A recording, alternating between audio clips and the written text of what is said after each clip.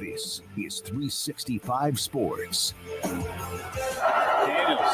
keeps it, and he scores. 365 Sports is presented by IdealMRI.com. High-quality MRIs for $497 or less. IdealMRI.com. Your health is important, so is your budget. Underneath, Smith gets to the corner. Money on the rise. Touchdown, Jeremiah Smith. 365 Sports is also brought to you by Texas Farm Bureau Insurance, protecting Texans since 1952. Johnson buys some time. There's the tight end again, rumbling towards the end zone, and the touchdown for Anzio. Remember when you had a guy, someone who could fix anything? They're still out there at Batteries Plus. With their quick solutions and expert advice on batteries, key fobs, and phone repair, Batteries Plus will have you in and out and on your way in no time. Batteries Plus, the experts in charge. Klubnik's going to take off. Klubnik with a touchdown. Now here's David Smoak and Craig Smoak. All right, here we go on a Tuesday afternoon as we have gone through what basically is, 3 weeks of the college football season. The first week with just a handful of games, but full throttle the last 2 weekends and another one coming up. Notes from the Big 12 and an officiating crew. Also, I did say yesterday that I thought based on Utah and Texas Tech being a 12 o'clock game, East Coast, big noon kickoff would be perhaps in Salt Lake City. Kyle Whittingham with a response to that. And Colorado has a new quarterback. Craig will have his college football conference crossover on how teams are doing against Power 4 and each other. More of that. A lot of awards put out today, and we'll have that. Ari Temkin, Shahan Jeraja, John McClain. Craig's off the radar. Paul's out for one more day, back tomorrow.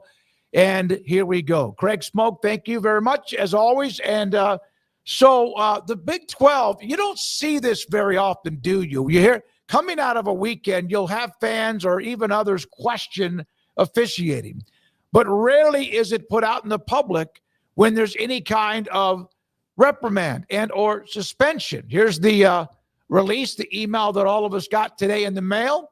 And this was from the KU Missouri game, and this particular crew will now not be a part of the games coming up on Friday.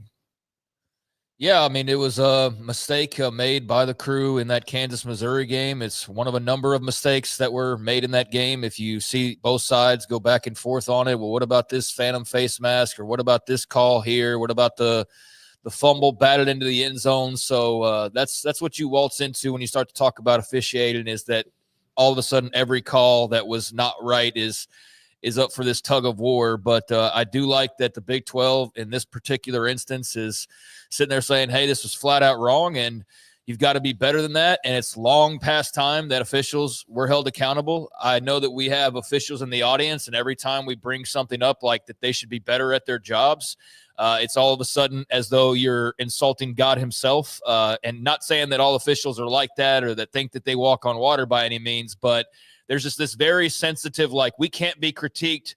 We're basically volunteers, and we have to travel and stay away from our families on the weekend. And so I do appreciate officials for the sacrifices they make. I also think they get something in return for that. It's like strokes of their ego, front row seats to the biggest games in college football, even though you're working them, a little bit of money, and all those things. So for a long time, saying all that to say, I feel like there should be more onus on officials getting it right, because after all, that is your job, is to get the calls right. And it's not always going to be perfect.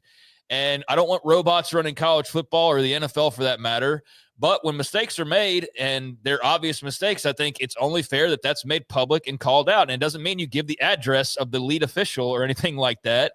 But in this case, Missouri scored a touchdown on a 32-yard run by Ahmad Hardy. Next play, their center, Connor Tolson, gets flagged for unsportsmanlike, so they assess 15 yards on the kickoff, and Mizzou kicks off from their 20.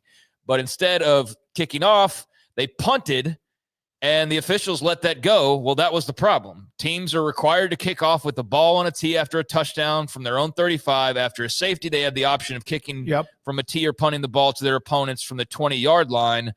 So they were clearly confused. So basically, and I'm not good with officiating and all that, so explain what should have happened there instead. Well, they put the ball on the tee and they kick off.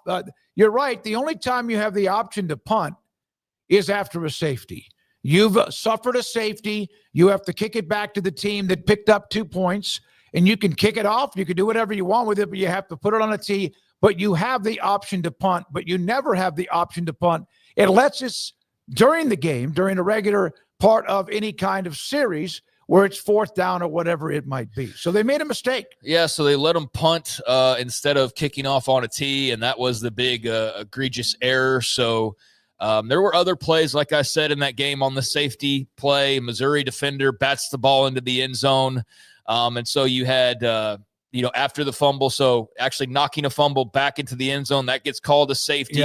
Yep. No flag on the play for illegal batting. So that's a miss by the crew as well.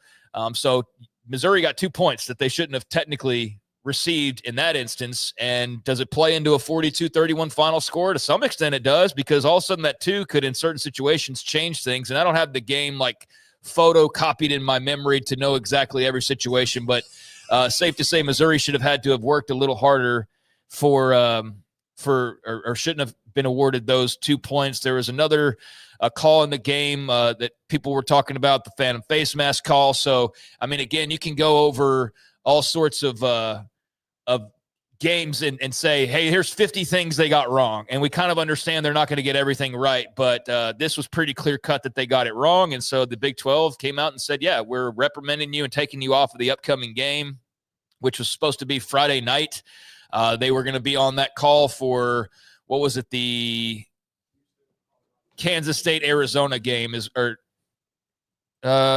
which one was it? Colorado, Houston? Okay, because there's 2 Friday night games, so I didn't know which one. It didn't differentiate in the article that I was reading. It said they were called on the Friday crew or called off the Friday crew. Well, there's 2 games. So Colorado, Houston, I guess, is what the one they were going to be doing. And, yeah, there you go with that. So I'm all for that. I mean, they didn't like say, hey, Scott Smith, you bastard, you ruined the game for Kansas. It's like, no, you got it wrong. You need to be better than that, and you're going to be punished for it if you don't get it right. When it comes to running the game, missing a holding call or calling it when it perhaps was not, or a face mask that might get, no matter if it's obvious, all of that, those are judgment calls, pass interference, unless it just gets to be blatant. But when it comes to managing the rules of the game, that's their job. And in this particular case, they missed a few. And Katie Rader on my Twitter feed, when the conference's high standard for officiating is not met, the Big 12 will take action. And then with the rolling of the eyes, a GIF, which is pretty cool. And a lot of you are making comments. I love this. Like Craig said, you don't have to give the guy's name. You don't have to give his address. You don't have to give where he lives or anything like that, or if he was fined or not. But a reprimand is something. I think that there's not enough accountability. And so here they are. Now, how much do these guys make? A lot of men and women make. A referee can make up to like $1,500 to $3,000 a game. Others get paid a little bit differently. So it's not like it's just $100. It is nice money. They take care of your travel. They put you in a hotel and all of that, the per diem. And then on top of that, you also, depending on what level, Division 1, 2, or 3, you also can make a pretty good coin on this as well. NCAA D1 referees, and it's AI answering on Google. So, I mean, who the hell knows what's actually factual, but it gets close enough most of the time. $1,000 to $3,000 a game for D1 referees. And that's not even mentioning travel or food or anything like that. So, it's a good enough gig that they're taking it. So if you're going to take it, get it right? I mean, hey, I took this job and I'm not getting paid enough, so I can afford to miss a call here or there. Yeah, No, you got paid to make the proper calls. And as we're going to talk about with another story, those things add up, man. Like that could be the difference in Kansas winning that football game and being, an unbeaten team. And look, I'm not trying to get too crazy with it. I don't think they're going to be unbeaten, but that could have been the difference in them winning that game potentially, or maybe not that exact example, but when you do have examples of they do cost some teams a game or put them in a position where it alters the outcome, that's a big freaking deal. Like that's the difference between maybe playing for something really super meaningful and making a whole lot more money or being on the bench at home because you lost one more game than you needed to. And look, they got the face mask call blatantly wrong. I don't know what they were doing on that one. The Jalen Daniels running towards the sideline. He gets pulled by the shoulder pad. And look, I can see in live action with no replay how you would miss that call because it was like right here. It was like right between his shoulder pad and his helmet. And he gets jerked and his head turns, but his head wasn't turning because his face mask was getting pulled. His head was turning because he was turning his head, or it was just his body going with the flow of him getting yanked by the shoulder pad, but it was not a face mask. And I watched the replay multiple times, but it was a face mask. It continued Kansas's drive. So yeah, those things can add up and matter a great deal. I think we've covered it here, but yeah, you just want people to get it right and make the right call, especially in big game, big situations that matter. And just, we awarding someone 2 points that they didn't earn like that. What if Missouri would have won by 1 point? Yep. What if Missouri would have won by 1 point? And then at the end of the year, they're fighting for a playoff spot. Kansas is on the outside looking in because they have one. That kind of a thing is where it's not the biggest deal right now, but it could be. And so just get it right. Get it right. Yeah, and also you gain, like you hear about like a point system. You're going to get bowl games. You're going to get conference championship games. You're going to be a part of the college football playoff. All of this comes into play. The Office fan could not resist. And you're right. And I know he knows. I'm sure Craig knows all about the onside kick in the Oklahoma-Oregon game, which was many years ago, but still to this day was one of the worst calls I've ever. I'm not talking judgment calls. This was not judgment. A kid from Oklahoma comes out from the pile with the ball, and the officials are pointing that Oregon had recovered the onside kick. Yeah, I don't know if the Big 12 referees were always the greatest to begin with, but the coming together of teams from the Pac-12 also brought some Pac-12 officiating to the Big 12, so it definitely didn't make it any better. Might have made it worse. Again, you were going from average at best probably to whatever you added from the Pac-12, which was notoriously the worst officiating crews, I think, overall. And that example right there is one of the only times I've ever watched college football and watched sports in general, and I fully believe with all of my heart that was a rigged call. I fully believe that. And when you say that, I know that there's these people who cry wolf too much. Like we know people who when Baylor plays, it's literally every weekend. Every weekend, it's just or Oklahoma or have anybody. family members, or it's any fan base. But you know exactly who I'm talking about. So where it's like every call is like, oh my God, and it's like, dude, you're just delusional, is what it is, and you can't blame everything on every single call. But it's weird when, especially before betting became so prevalent, you would say, man, I think this game is rigged. And a lot of the time you're just the fan talking and you're probably just a little bit biased. But it's always weird to me how many people would go, you can't say that. Like the integrity of the game. And it's like, well, I don't know, man, because that example right there was the clearest to me there's ever been of a call where that felt completely rigged, that Oregon-Oklahoma game. I mean, that was egregious. And I don't know what happened to that officiating crew afterwards, but I've never been that pissed off at a call in my life because it was so egregiously corrupt. And I don't know if that was just to do with money on the game in Vegas or if it was a more nefarious thing than that. But that was, thanks for bringing that up. Yeah. Getting me all fired up again 20 years later. Yeah. But that's how bad it was that I still get pissed off thinking about it because I've just never even seen anything like it since. And it was a phony win for Oregon in my book. I mean, they did not deserve to win that game. Alan Patrick had recovered it. The game was over. And instead, even though he's standing with the ball out of the pile, he's standing there. He's looking for an official to give it to, and they award it to Oregon. Yeah. And then Oregon scores and they win the game. And I thank you for bringing that up. Yeah, but the ones that we can move on to something else. We will, but it's look, he was holding or you can literally on every play look for a reason of whether there's holding or something. And that just here's what I say. I'm not saying it's not or it wasn't. It just to me throws the game into a dumpster and into a big old rabbit hole, and we never get out of that instead of make a freaking play. Well, in that case, Oregon got the ball, and if you're OU's defense, you get screwed. Okay, I get it. Try to make a stop, you didn't. But the defensive holding and things like that, it make a play, especially when you discuss something, whether it's in the first or fourth quarter of a game. I don't want to relitigate it. Oklahoma didn't have to make a stop. They had made a stop. They got the onside kick, and they had to stop. All they had to do was run the clock out, and then Oregon gets the ball back. So nevertheless, that was one of the most corrupt calls I've ever seen in sports, period, in my entire life. It might be number one. I just am not thinking about all the rest at the moment. But, I mean, you're not always going to get it right. There's every game we watched this weekend, you could probably say there was a missed holding call or something like that, a touchy pass interference. I'm glad that there is some accountability. That's the point of this story, I think, is that there is some accountability, and you can do the accountability thing without embarrassment and shaming people as well. So I think that's a good move by the Big 12. Yeah, I mean, I just like the fact they didn't call like Steve Smith or whoever. You just made the comment. You put it out there. Everyone knows who was a part of that crew. And for those now arguing about they can't make that much money, if you make $2,500 to $3,000 a game and you officiate 14 or 15 weeks during the year, maybe you get a couple of games on occasion, and then, of course, bowl games and more.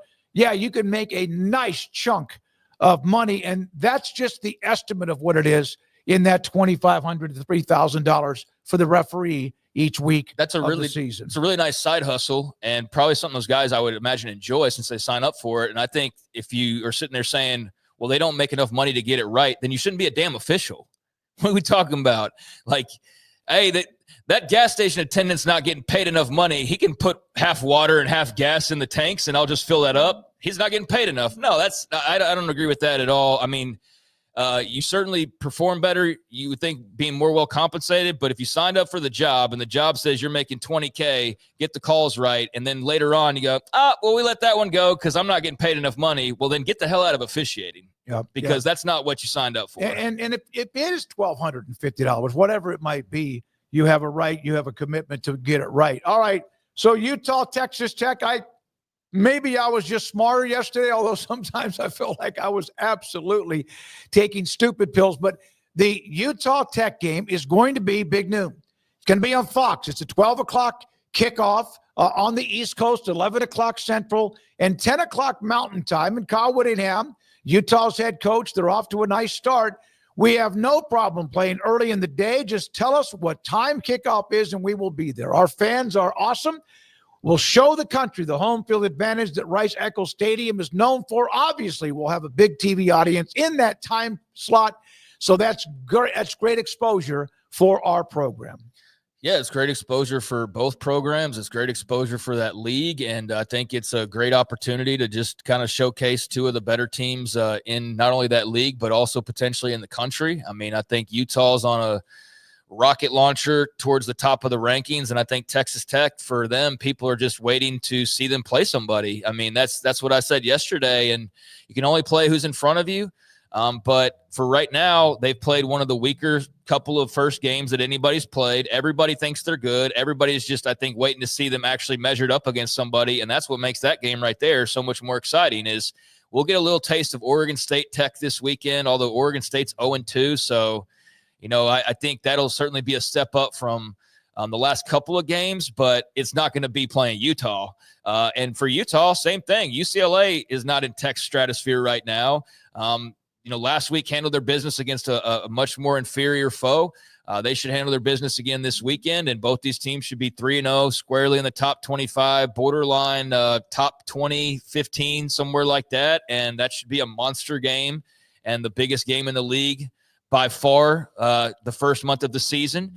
And we'll see how that sets up the rest of what the big games will look like, depending on who wins and then what situations that puts the loser into and so on and so forth, and then the other results factoring in. But, yeah, that's as big, I think, on paper as you can get right now. Arizona State's lost a little bit of luster. Yep. Baylor's already lost. TCU we've seen one time in 2 weeks, and, I mean, that seemed like forever ago when they were beating Belichick, so that's all we saw was that from them. And, there's others as well that are contenders. Iowa State, obviously, we've seen a lot of them. But I love the best resume in the Big 12 has to be Iowa State. I think so. Absolutely. That's why I had them, top of mind when talking about a lot of the rankings, is because as we're going to get into, I feel like the top 25 rankings, have become like power polls. And I'm of the belief that they should be more of like what you've actually done. And so from that metric, we're going to see an example where being 0-1 doesn't matter at all. You're still a top 10 team because of who you lost to and what your name is and all of that. Whereas Iowa State, they're getting some credit for it, but yeah, they played way tougher of a schedule than most of the teams in the country right now. I'd say, who was a USF's played maybe the toughest schedule in the entire country through the first couple of weeks. Yeah, there may be one or two teams in America that have 2 top 25 wins. I don't think there is. I don't know. Well, I say one or two. They would be one. Yeah, they're one of them. But, I think that this is a massive game. Great, they're going to get the spotlight they deserve. You always wonder with Fox if they're going to lean Big Ten. They're not as bad, I think, or at least from my experience, I don't think they're as bad about leaning Big Ten as ESPN is leaning SEC, but it's not that far off, I think. But they also have a big commitment, both of them, due to the Big 12. And so I'm glad that one of them, in this case, Fox, is going to be saying, yeah, let's go to this game. This game's badass, and it will be. And it'll be great. And I'm looking very much forward to it. I wish it was this Saturday. By the way, for those, yeah, I do too. I can't wait till we start to see games where there might be, although it's a long year, nine games, some sort of separation. What do you mean? In the Big 12. Oh, yeah. I mean, I want to see games like Tech and Utah, who look like they're among the top 2 to 4 teams in the league. We saw K-State, Iowa State. I want to see those games, and now we'll start to see them pretty much prevalently over the next 2.5 months. Yeah, and we can ask the folks out there who actually watched Big Noon from this past weekend. Obviously, they were not necessarily what you bargained for at the beginning of the year with Barstool Incorporation. I know Portnoy is always going to be around and all that, but I wondered, I guess what I'm trying to say is what that would look like in Ames and how that would all go along, and the talk about the competition between game day and Big Noon kickoff and everything. And based on what I saw and what I read, especially after the fact, there was a lot of Iowa State fans that seem like they're Big Noon kickoff fans. I wondered about the Barstool. Like, are they going to bring Portnoy? And they going to bring like the big casting crew, like the more well-known? Or are they going to bring like Johnny Sachs, like the 50th most popular guy on the channel? And they had the A team there. So it seemed like that was really well received in Ames. If you were there, tell us otherwise, or if that's true. And based on what I saw, a lot of good, just like kind of pure college football feedback, and a lot less of what feels like it could be propaganda at times over on the other show. And that could be biased on the part of, a section of Big 12 fans who feel like it's always about the SEC over on ESPN or, this or that. But I can see where they're coming from, because you do feel like you're kind of getting beat over the head with that sometimes. And I think it's great that there was a spotlight shown on Ames last week, and great that Salt Lake's going to get it here in a couple weeks. By the way, I'm going to write, I just wrote an email to Steve Shaw. Remember, we had him on 2 or 3 weeks ago about officiating. I'm going to see for sure some of the information about what does come when you do games at different levels. Colorado, this is a great story. Ryan Staub, this guy was a really highly rated player out of California from Stevenson Ranch. He played 3 games in 23, started a game for Shedeur, and threw for 195 yards and a touchdown against Utah. In 2023, was 0 for 4, didn't play much at all last year. And now he is, after starting third string behind Julian Lewis and Caden Salter, he gets the start for Colorado against Houston on Friday. Yeah, I think this just makes a lot of sense if you're Deion Sanders riding the hot hand. I mean, the other two guys are far more high profile. We didn't think we'd be mentioning the name Ryan Staub at all. I don't think most Colorado fans would say that. I'm sure there's somebody somewhere claiming that they knew all along that this guy was great or something, and maybe they did. But for the rest of the country, didn't anticipate by week 3 of the season we'd be talking about Ryan Staub starting over Caden Salter and Julian Lewis. But here we are, and I think he earned it with what he showed in his amount of time that he got last week, helping them to a win. The post locker room seemed like the team absolutely loves him and was fired up for him to get showcased and highlighted. And I think, you go with the hot hand and you go with the good mojo, and it seems like Ryan Staub brought that for Colorado last week. They're a team that's still far, far from perfect, but I think you have maybe a little something here. So we'll see what it looks like. Or maybe it's one of those situations where a guy was good in a moment, and then by the second half next week, Julian Lewis is playing quarterback and reality sets in. But good for you, young man. Go seize that opportunity once again. And hell, man, don't let go of the reins. Yep, there we go with that. And good for him. I saw the interview with Deion after the game, and, Deion was beaming. He really was. And the young man, Staub, obviously has had a nice start and given them a little bit of a lift. Now, Brent Ciancia, he's been a guest. He's the one that has the magazine, which is Pick 6 previews. He put together, based on what we've seen through 3 weeks, what he has now with everybody in the Big 12 and what they are forecasted to do. Now, you go, wait a minute, how can you have 2 9-0s? They don't play each other. Utah and TCU, if they were to run the table, they would then play in the Big 12 championship game. But that's what he has based on what he has in front of him and what we've seen. And TCU, Utah, and that's kind of look where Houston is up there in that 5-4 range. Arizona State drops into the middle of the pack with the loss, and then everyone else trying to scratch and claw. Arizona 1-8, despite the nice start that they're off to at 2-0. Yeah, I'm always hesitant to just fully dive in too much on, especially this early on, a lot of the metrics and panning out because somebody's, in TCU's case, 1-0 against what looks like to be a very mediocre, if not bad, North Carolina team. I'm not ready to jump on this and be like, yeah, 9-0. I think there's a very real possibility, and I know this is talking about the conference projections, but TCU's got SMU in a couple weeks, and that ought to be a hell of a game right there. But again, I know it's not non-con. And then right after that, they got Arizona State. I guess, with it being as wide open as it is, there's a chance of that. But are you taking them over Iowa State, in Provo, at Houston, Baylor at home, at Arizona State? I'm not ready to go there with TCU just yet, but they look sharp. They've got a very good quarterback. I think they've got definitely some of their mojo back after last year's a very quietly successful season.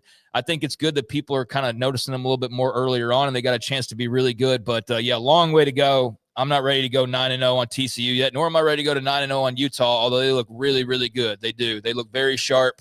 And so I think to the point of this tweet overall, though, never mind what they all could turn out to be, whatever, I do think that the main point of this stands of TCU, Utah, Iowa State, Tech, Baylor, BYU, Houston, Kansas, Arizona. They all have a shot. I'd have Houston lower right now because I need to see more from the offense and the passing game. But I do think they've got some things that you really like, and they deserve to be right there in the middle with the to be determined arrow pointing up or down. And so they're kind of in that middle area where they could surprise some people, certainly. And I would be on watch if I'm playing Houston this year. But, yeah, it's a crowded top half. I know some people think that Utah is the best team, and it's clear-cut. Some people think BYU is the best team. Some people think Texas Tech's the best team. We're going to find out. That's the beauty of it. Why you play the games, right? Let's go through a couple of notes in quarterback injuries and then 2 or 3 or 4 nuggets on awards. We'll have Ari Temkin and then Shahan Jeraja today at 3:40 and 4. Or Alex Orji, former Michigan quarterback, now at UNLV, out because of an injury. He will miss the rest of the year. And then Walker Howard, former LSU quarterback, now at Louisiana Lafayette. He, not quite official yet, but looks like he might be out for the rest of the year. Those 2 players with injuries and those reports that we saw and passing your way. I wish we could be in a time machine and tell like LSU fans on signing day, like when they sign him, then go like, hey, here's what 3 years from now looks like. And it's Walker Howard being at Louisiana, like you don't know. That's why you celebrate while you can, because you don't know how it's actually going to turn out. But that's unfortunate for Walker Howard and unfortunate for Alex Orji as well. I'll say the obvious when it comes to UNLV, and it's not trying to be insensitive, but he was not the starter as it was anyways. Calandria is the guy there in Las Vegas.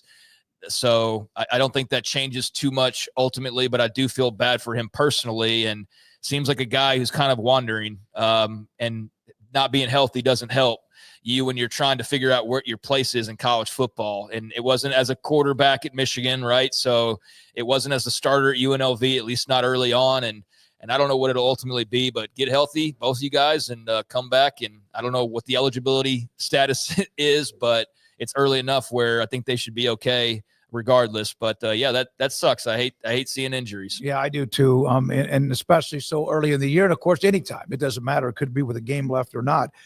Some awards: Earl Campbell Tyler Rose Award. Craig puts the nominations together based on every weekend and scours the box scores. Sometimes those players are from Texas that I don't know about, and I cover a lot of high school football. John Mateer, winner after the win against Michigan, wins the Earl Campbell Tyler Rose Award. And also, Baylor's Sawyer Robertson wins AP Award of the Week. He won the Walter Camp Offensive Player of the Week, and also has been named as well as the Davey O'Brien Award winner after his massive game in the comeback against SMU. There were a lot of really good performances from Texas guys this week. I mean, I could have made a list like 25 names deep with guys who had multiple scores and 100-plus yards and things like that. Had to trim it, and it was still like 16 or 17 names. I just couldn't trim it anymore. That's how many good performances there were from Texas natives. But I think John Mateer is a good pick. I think he had a really good game. I'm a fan, obviously. I think he's super electric and fun to watch, and I'm glad that a lot of people got that experience to kind of see that in full against a very good Michigan team, and to win at home, a big ranked win is great. But I think Sawyer Robertson got kind of robbed here. I think Sawyer Robertson with 440 yards on 34-50, 4 TDs, double overtime victory against SMU. That's where my vote would have gone. I totally understand Mateer, though. I get the hype around him. I just sometimes I side-eye things because I feel like if he played for Texas Tech, he wouldn't have won that award. You know what I mean? Like I think sometimes the brand kind of boosts, and certainly in this case, them playing Michigan boosted him more than Sawyer Robertson playing It was SMU. A primetime game. Yeah. 2 blue bloods, Oklahoma, and the Baylor win was huge, but Oklahoma in need of some kind of field goal, no matter how good Michigan might be or not.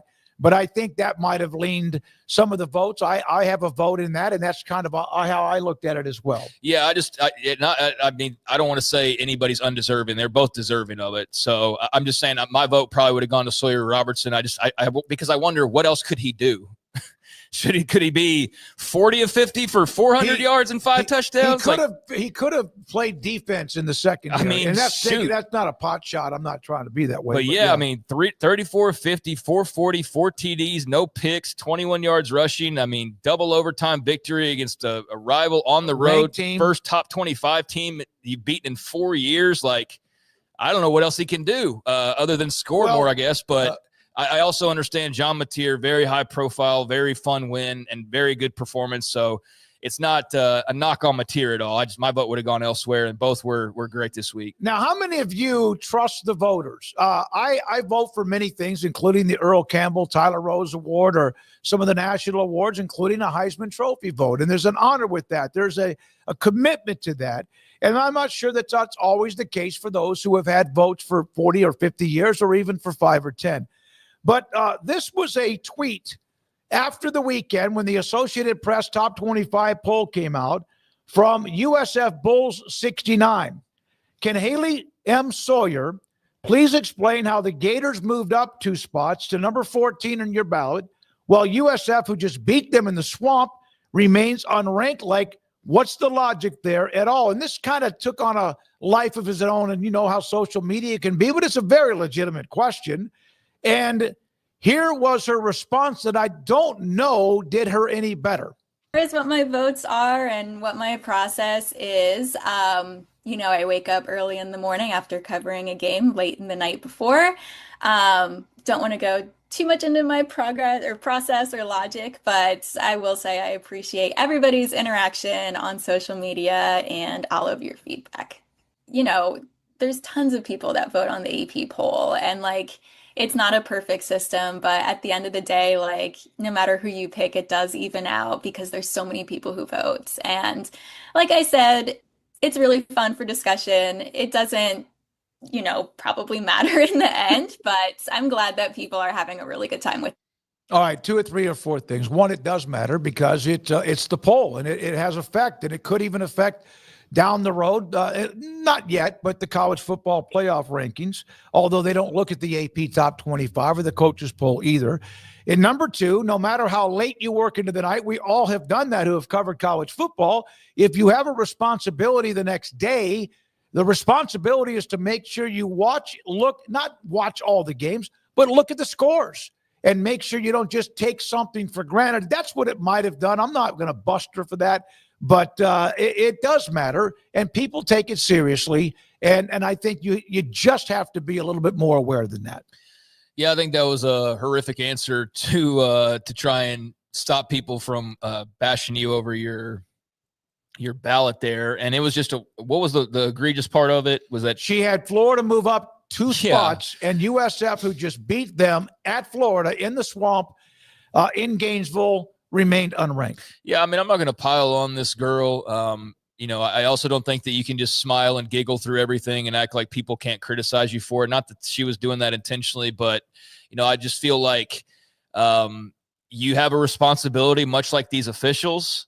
And it's not like, well, I'm not getting paid for this, so I can screw it up. But the thing is, it's not about you and what you're getting paid or something or not getting paid. It's the effect it can have on a team's entire season and the difference it can make in being in this position where there's this huge payoff versus being in that position where there's much less of a payoff. And then we hear I was complaining about this at the start of the season with the rankings. We hear, oh, that doesn't matter as much. It's all for TV anyways. What does matter? You see it it's an echo chamber, and you see certain leagues that stand to benefit every week, no matter when they win or lose. And so, it makes you wonder, thank God there's people that keep track of this thing. And I guess there just haven't been as many instances where there's something so egregious, but it does make you wonder, how often and, how much are these people watching football? I can guarantee you I could put together a hell of an AP top 25 because I watch as much as I humanly possibly can every weekend. And I check every box score in America. And I read recaps on most every game in America, and I tried to do all of that. And I work late into the night on Saturdays, and I am out at games all day on Saturdays, no different than her or anybody else for that matter. So, give out top 25 votes, but I think there should be a protocol that you at least understand these people know what they're talking about, and they're not just giving something because you're the new beat writer at the Sacramento Bee, so here's the AP vote. No, it should be earned, and I think if you show that you're clearly not upholding a certain standard of just merely knowing what you're talking about, then you should probably have that vote taken away. She probably, I believe it was probably an honest mistake, but it was a mistake you cannot make. You have to look at the scores. You can't take things for granted. By the way, she covers USC, but she went to Robert Morris University. And has been nationally acclaimed as a journalist in parts of her career. So I don't want to sit here and bog down on this girl and ruin her life or anything. I'm sure other people will handle that. But I mean, she also has Baylor at 25 and no Auburn. Yeah. So I mean, how do you do that? Yeah, no, I agree. Especially since there's only 2 games and Auburn hasn't lost since they won at Baylor. Right. You can get into well, what about so-and-so beat somebody 4 weeks ago? You can get into that once the season gets moving. But as of through 2.5, 3 weeks, I keep saying 2.5, that one weekend where there were hardly any games, you got some pretty new and raw evidence. And it would be hard not to have Auburn ranked ahead of Baylor. Maybe not in 2 weeks, maybe not in 5 weeks, but at least as of throughout the first couple of games. Yeah, and there was another person that got singled out as well for their voting. I mean, it has Florida in the top 15 still. Has them above FSU, has them above Tech and Iowa State, has them above USF. I mean, so it's not just her. I'm glad that somebody's out there and monitoring this and putting it together every week so people can see. And when there are major mistakes like that, whether intentional or not, then yeah, there needs to be accountability. We started talking about accountability. Yep. We finished with accountability. There needs to be accountability. Yeah, with the officiating crew that was suspended or reprimanded, and if you're going to have a vote, people are going to look at it. You don't need to vote based on what you think the reaction is going to be. You should vote based on what you saw or what you know and the facts in front of you. I know we have to go. Yeah, we do. But like Notre Dame being 0-1 with top 10, like you could also get into that. And I understand it to an extent, but that's where I'm saying this thing's become a power ranking. And I don't know when it turned into that, but it's not a resume. They're in the top 10 because they started inside the top 10 and they lost. Well, the early season rankings don't matter. I know, but if that's the case, then why? I like the rankings. I do. I enjoy going through them and looking at them, but man, you could pick them apart. I just don't like being told that they don't matter early on. Notre Dame's ranked in the top 10 because everybody that put them in the top 10 might be right based on what they've done, who they are, and also they lost to a team number 5 in the country in the road. But we're also taking it for granted that that's who they are. Now we'll see. We play A&M. They follow it up with another loss. Then they need to fall. They're also ahead of a team that's 3-0. No, and they're 0-1. So I get it, but that's what I'm saying. It's like a power ranking at this point, and not. It is absolutely like that. All right, thank you very much. I hope she doesn't take too much heat, and who knows, man? I don't know if the AP gets rid of people or not, but I don't want her to do that. But she has to be much more aware. When we come back, our great friend Ari Temkin, Big 12 Radio, so Shahan Jeraja, he was busy as hell, as he always is, over the weekend. And his thoughts about K-State and much more. Thank you for your time. Subscribe to the channel if you haven't. Hit the like button, too. This is 365 Sports. Baylor alumni, Doug Furch and Paul Thorpe, they will be over at McLean Stadium. It's if you look at McLean Stadium, it's just north of the Brazos River, part of the Baylor campus, and right next to I-35. And they have a spot where they tailgate. And they there's invitations if you're a donor, alums, etc., part of the Alumni Association, across what is called the pedestrian bridge. It's a bridge that takes the massive part of wherever you are, and I say massive, Baylor's got their 40,000-seat stadium, but it's a pedestrian bridge to an island. It's like a little island. It's not very long, maybe 50 to 100 yards, and people walk over there. It used to be, I haven't been there in a while, a lot of great tailgating. A lot of things have changed with tailgating. Some now are across on the north side of a street north of McLean Stadium, but they are there. And Doug Furch and Paul Thorpe set it up. They have food. They've always had some kind of hamburgers or whatever it might be. And then on top of that, if you want to be a part of picking up, I don't know, certain colors of Baylor like green and gold, they usually have some trinkets, etc., for you to do that too. So get in touch with Paul Thorpe and Doug Furch. Facebook, or go to Baylor.edu and go to the Baylor Alumni Group. That's my go-to guy. Can you fix my smartphone? Yes. Do you have car batteries? Yeah. What about golf cart batteries? Of course. Battery from a G-Fob? Absolutely. My boat? Huge variety. Toy boat? Sure. Motorcycles? You bet. My apartment building? Whole building. Do you have batteries for my party lights? Yeah. Batteries Plus, the experts in charge. Drive the Motor Trend Truck of the Year during the Make This the Summer event at Allen Samuels in Waco. Get a new award-winning Ram half-ton Laramie Crew Cab with $15,000 off plus 3.9% for $72, or grab a new Ram Lone Star Crew Cab, $11,000 off MSRP plus 3.9 for $72. Plus, Toyota, Ford, and GM owners get an additional $1,500 in savings right now. Allen Samuels in Waco. Come by. Let's be friends.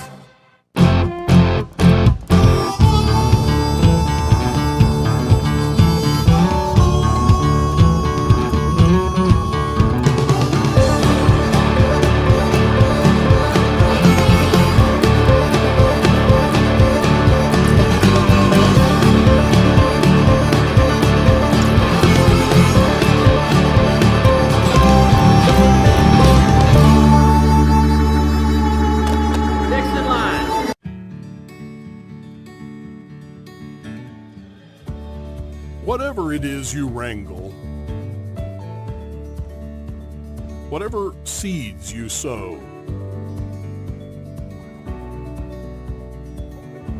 no matter what you nurture or what you choose to grow, at Texas Farm Bureau Insurance, we're proud to protect all Texans. Summer's heating up, but Bird Coaching Ford is freezing the prices. Right now, get 0% APR for 48 months, 0 down, and no payments for 90 days. Cool off with us in our freezing showroom and catch a hot deal before summer's over. Whether it's an F-150, Explorer, or Escape, we've got the perfect deal waiting for you. Whew. Texas weather can be crazy. Shop anytime inside our showroom or at bkford.com. Experience better at Bird Coaching Ford. As my go-to guy, can you fix my smartphone? Yes. Do you have car batteries? Yeah. What about golf cart batteries? Of course. Battery from a G-Fob? Absolutely. My boat? Huge variety. Toy boat? Sure. Motorcycles? You bet. My apartment building? Whole building. Do you have batteries for my party lights? Yeah. Batteries Plus, the experts in charge. This is 365 Sports. The 3 o'clock hour is sponsored by Waco Custom Marketplace. Meats, sweets, Texas treats, and a cut above the rest. 425 Lake Air Drive, Waco. Ari Temkin, Big 12 Radio, joins us. And my goodness, a bunch of stuff to get to, my friend. Craig Smoak, David Smoak, Paul's out till tomorrow. One, the Big 12 not messing around with an officiating crew and suspended him for a game. And then on top of that, there's teams that just blew a tire and some that kind of flexed their muscles. Let's start with how rare do you ever see the reprimand of an officiating crew? Not very often, and it's never good if you're a part of that crew. Yeah, and so, I mean, this stems from a safety in the Kansas-Missouri game, which, quite frankly, shouldn't have been a safety either. It was such a bad no call that I thought those were SEC officials at Mizzou Stadium. Basically, I mean, Jalen Daniels fumbles. The ball is tapped backwards towards the end zone, probably from about 10 yards out by a Mizzou player right in front of the official. It's not something that you can check. There's no instant replay for it, which makes no sense to me, but it happened literally in front of the official. So I can't believe they couldn't see the Mizzou player flip the ball back. A Kansas player falls in the end zone and they call a safety. He should have been down at the 10-yard line, but I digress. And then on the ensuing kickoff, what they refer to as a free kick is really just a kickoff. Mm-hmm. So they allowed him to punt, and that is what the Big 12 is reprimanding those officials for. I never understood this. Why do they call it a free kick? Why not just call it a kickoff then? Because they have two options. They can either kick the ball off the tee, or they could drop kick it, but nobody ever drop kicks in football anymore. So I don't really understand why we call it a free kick after a safety anyways. I've never understood that. There's also that rule that at times comes into play when you score and you get a free kick to try to kick a field goal, right? Isn't there? And I don't even know what the scenario is behind that, right. But you can win a game or whatever with a kicking from the 50 or what? Well, it'd be from the 35 uninterrupted. Yeah, I mean, it feels like weekly there are football rules that we don't know or haven't heard about in years that come to the forefront. And I've just always thought it was weird to call a kick after a safety a free kick, because I assumed you couldn't punt.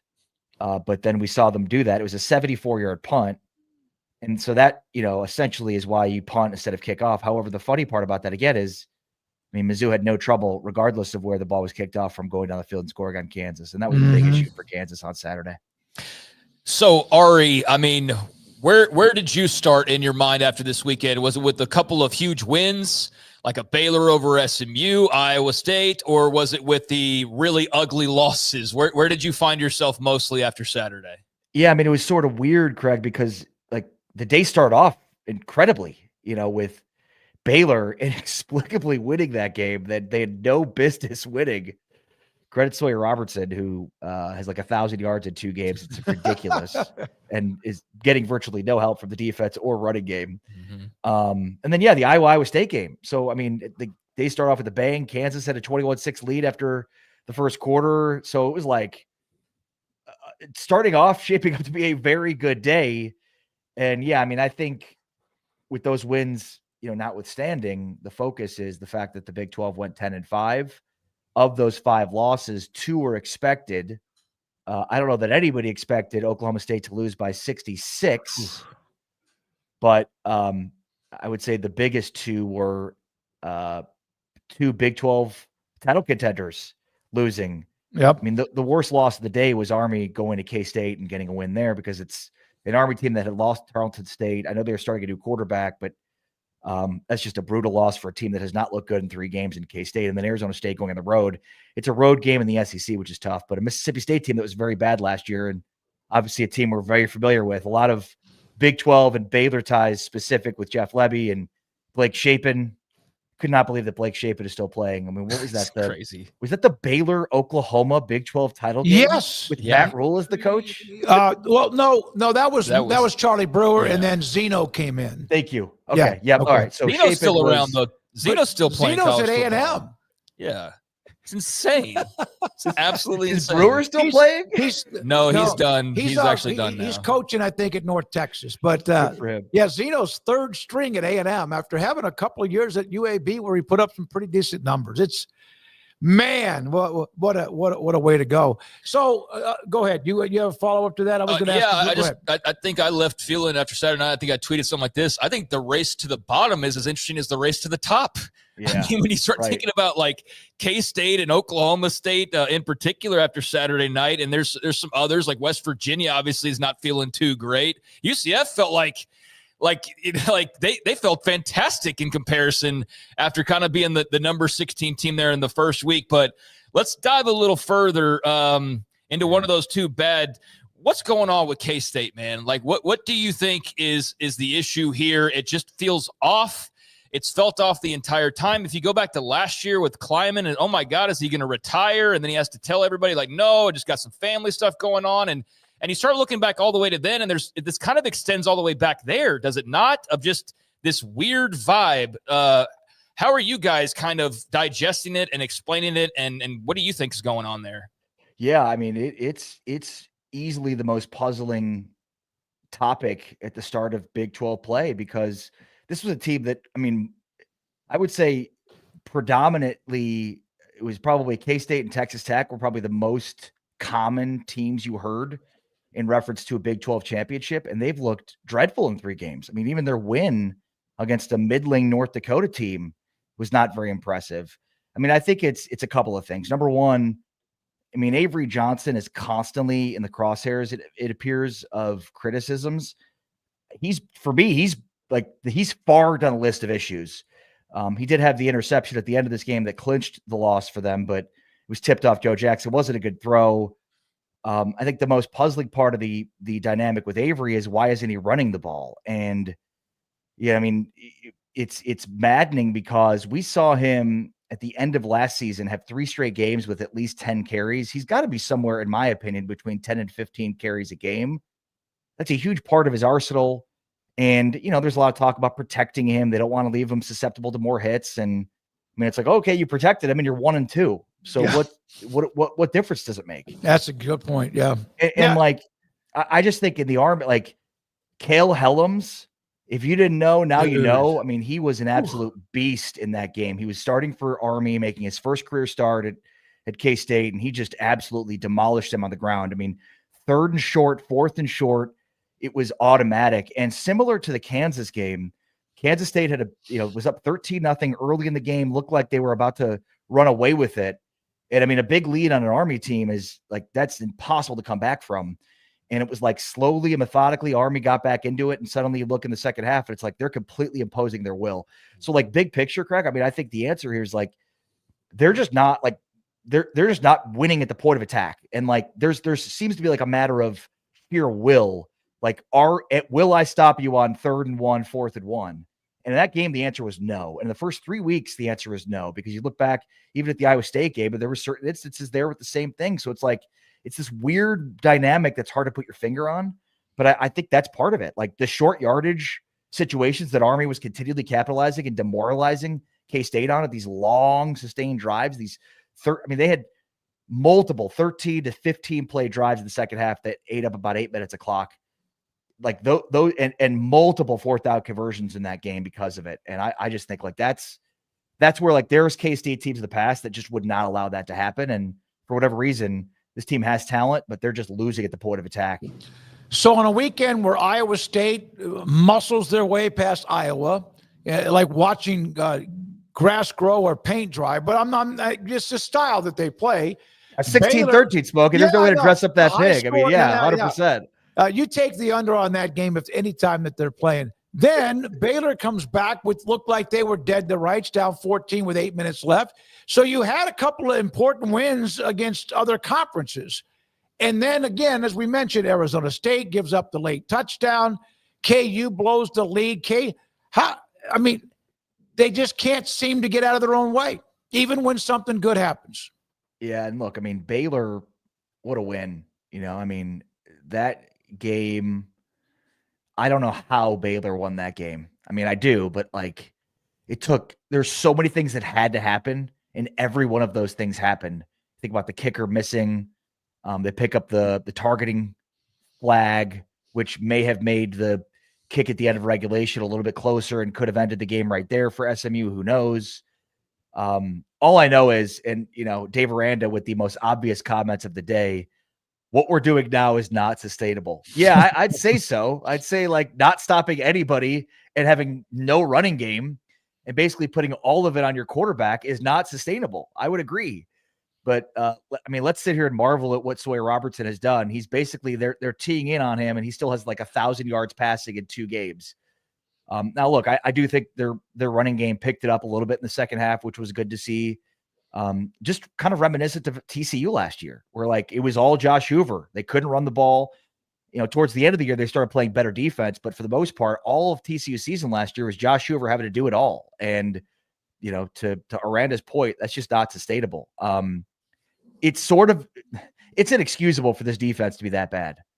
This is the bread and butter for Dave Aranda. This is the reason I picked Baylor to win the Big 12, because the one flaw they had last year was defense, and you figured they would figure that thing out. And I get that there's injuries, but everybody has injuries.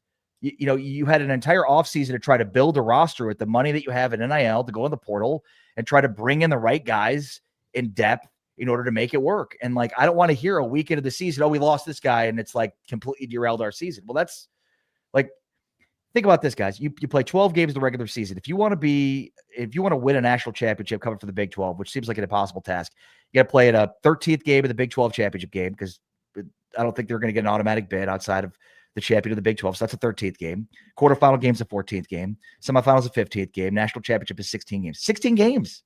It's an NFL schedule, basically. So the depth needed to win is, I don't want to hear after week 1, well, this guy's hurt and it's going to derail our entire season. I get it. Marshall's a good player, but that nobody cares. And so I just if you're Dave Aranda, get it figured out. Is it too complicated? I don't know what it is, but it's the same thing we saw last year. You had an entire offseason to figure it out. You had an entire offseason to boost your personnel, entire offseason to figure out something that you weren't susceptible to big plays. And here we are 2 weeks in talking about the same thing. Now, look, it would have been nice to have a North Carolina A&T mixed in there to steal a team from UCF or a Weber State, right? Texas Tech is playing nobody in the non-conference. Would have been great if you're Baylor to have a Kent State in there, but this is kind of the way it went. You'll get Samford this weekend, and that will be a game where I'm sure their defense will show up. Samford is dreadful, so that'll be a 66, 70-point shellacking. But they've got to figure some things out on defense before Big 12 play starts, because it's not sustainable. You're not going to beat teams that way. Is this rock bottom for Oklahoma State, and should the AD be making phone calls to start preparing for a coaching search? Yeah, guys, as a Kansas alum, it feels like at the end of last year and now into this season, I'm watching Kansas football for 10 years, which is not where you want to be. Kansas, before Lance Leipold was hired, and I'm sure you guys know what I'm referencing. For a decade, they were an FCS school playing in the Big 12. That's, the most competitive games that Kansas had in that era was against FCS opponents. And when you lose by 66 points, I don't care how good Oregon is, that is an FCS loss right there for Oklahoma State. Similar dynamic. I get that Hoss Haney was your big offseason acquisition. Zane Flores was a highly recruited 4-star. He's got to be 3 years in. He's got to probably be ready to play. And if not, then you need to find a better backup. It's just not an excuse to be 2 weeks in to be well, injuries have completely derailed our season after going winless in the Big 12 last year. I never thought Mike Gundy would be fired in season, but I think this last week was a good indication that it might happen. And then there's some reports coming out about the the situation with their athletic director and is Chad Weiberg on his way out after a very short stint, after having Mike Holder there for seemingly forever. And then does that bring Rand Baker to his alma mater? Who knows? But I would say based on what we've seen from Oklahoma State football, all bets are off. And I mean, I get it. Like, Mike Gundy's son took to Instagram and had these, inflammatory things to say. Like, both things can be true. Like, he is a legend. Basically every single 10-win season in the history of Oklahoma State, Gundy was either the quarterback or the coach. But like, we're watching former Oklahoma State players play major roles at other Big 12 schools right now. Their talent is so far behind. To me, it has nothing to do with the results. The results are a product of your lack of recruiting, your lack of ability to keep, your talent together. That's coaching. And in 2025, you can't have that. And, again, coming out of last year, I thought, you've got to see what Mike Gundy can bring to the table following a terrible season. But I just don't know how much more of this. Like, this is not a team that is going to win a lot of games. And I mean, from what we've seen so far, I'm not sure they can win a Big 12 game. You go 0-18 to 2 years of the Big 12. That's what Kansas did for a decade. So, that is at this point the closest comp I can come up with to Oklahoma State. It's rock bottom, and with Kansas football, they kept redefining rock bottom in that decade period. Final thing for you, Ryan Staub named the starter at Colorado this week. There's obviously a lot of storylines ongoing. We can only talk about so much, but that was timely. And I don't know how good Colorado is right now, Ari. I think they're like in the middle with the all still to be determined pack of teams, but nobody could have seen this coming. Ryan Staub starting week 3 over Julian Lewis and Caden Salter, and not due to injury. It's pretty crazy. Well, and this was something we talked about on the show this morning after Thamel reported it, because when Thamel reports it, that's pretty much means it's going to happen. And then Dion, I think, came out and basically said that hasn't been decided yet. But I mean, if Thamel's reporting it, I'll still stick to Thamel's reporting. It's let's just say it does end up happening. It is, and let's say it does end up happening and he has success and keeps the job. It's one of the most remarkable stories in college football in 2025. I mean, they brought 2 quarterbacks to media days, and neither of them were Ryan Staub. Yeah, I know. And for a guy in Dion, he's prime time. He's flash. Look at him on the sideline, the ice. Like, he's all about the flash. He's talking about bringing his Louis before he even got to Colorado. Well, Ryan Staub is not Louis. That's Caden Salter and Julian Lewis. So in many ways, he's like way more of a meat and potatoes, old school coach that I think he gets credit for. But for those of us that cover the league, I think it's obvious that he's definitely got some old school in him. And if Staub ends up being the starter, it's a testament to all the things that coaches preach about. You never thought Dion would be about, quite frankly, which is show up, do your job, don't complain, do the things you're asked to do. And certainly I think from what he showed, on the game on Saturday, I'd like to see more of them. And to your point, Craig, like, this is a big game on Friday night between Houston and Colorado, because both of those teams are sort of middle tier in the Big 12. I'd like to see Connor Wegman against, a more legitimate defense than they've seen so far. So I'm really anxious to see this game. And if it's Ryan Staub versus Connor Wegman, man, it's crazy to think that it wasn't like massive injuries that got us to that point. I can't wait for there's a couple of those nuggets this weekend with good games. Like you mentioned, one of them. Let's see if K-State's going to be able to go on the road after their terrible start. But I cannot wait for next week with Utah and Tech.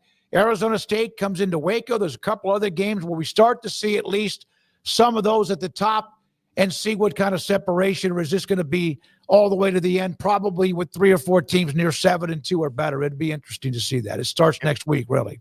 It will be. And again, just weird how these matchups sort of worked out. Like Tech and Utah are 2 teams that really aren't going to be tested in the non-conference. I mean, Tech probably, Utah played UCLA and beat it by 33. UCLA is probably better than any team that Tech will play in the non-conference. But still, like, these are 2 teams that we think are really good, but have not been tested at all. And so, like, they're ramping up. I mean, compare that to what Baylor has seen in 2 weeks, or what TCU will see when they play and they play SMU next week. Very similar. So it's just interesting how these things work out in terms of, like, it's not Baylor versus Utah. It's not a tested versus untested team. It's the 2 teams that really haven't seen, the 2 teams we think will be competing towards the top of the conference that haven't seen anybody yet. So I'm really anxious to see that game. As you mentioned, the Arizona State Baylor game.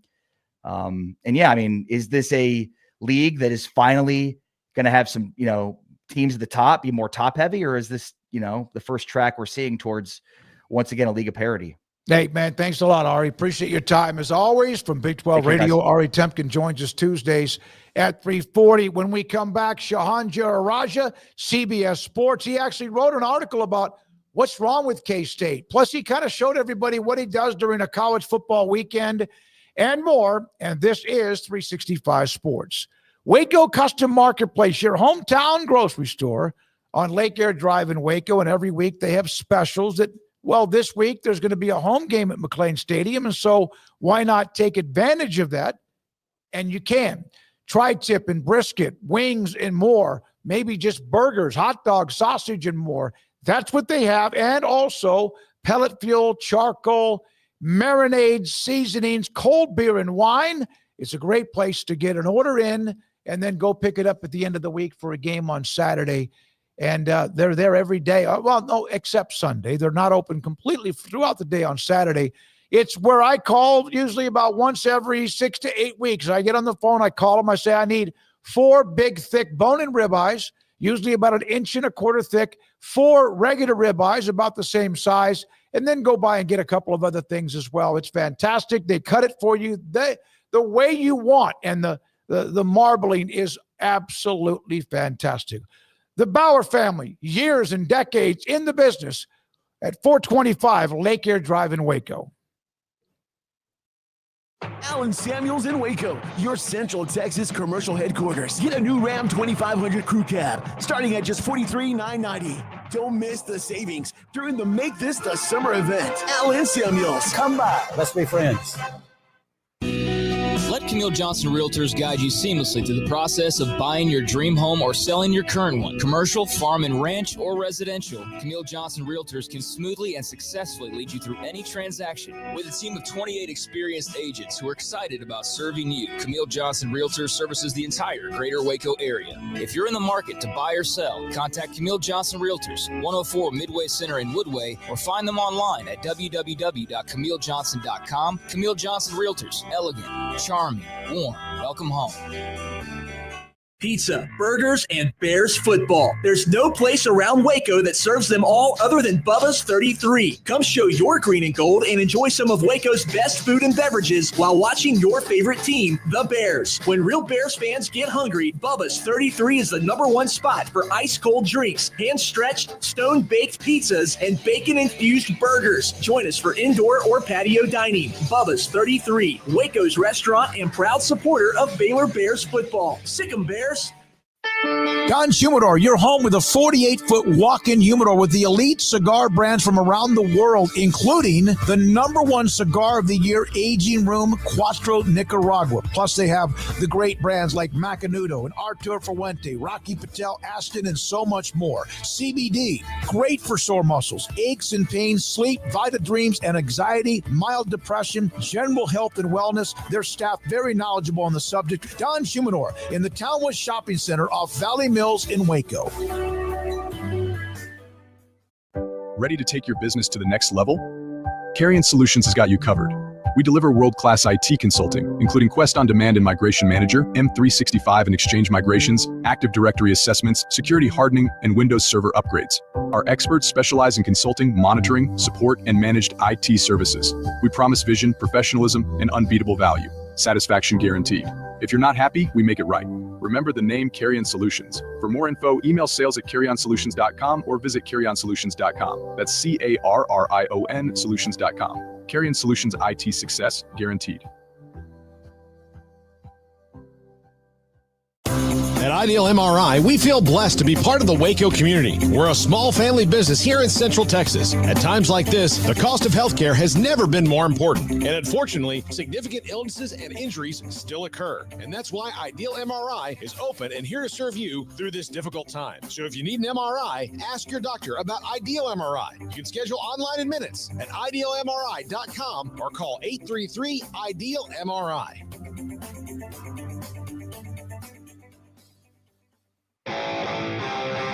This is 365 Sports. Text us at 254-339-1122. The text line is sponsored by Riverbend's Liquor and Wine, with the most extensive variety of craft beer in Waco.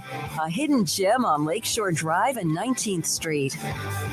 Shahan Jeraja As he is, he cranks out stories. He doesn't just spit them out. He methodically just devours information and puts them out on CBS Sports and his Twitter timeline, including a video about what he does on a college football weekend, which I think that's a good idea. I might do that too. Shahan, thanks for your time as always. We appreciate you. Let's start with your article that is today, I believe, about Kansas State. What's wrong with them?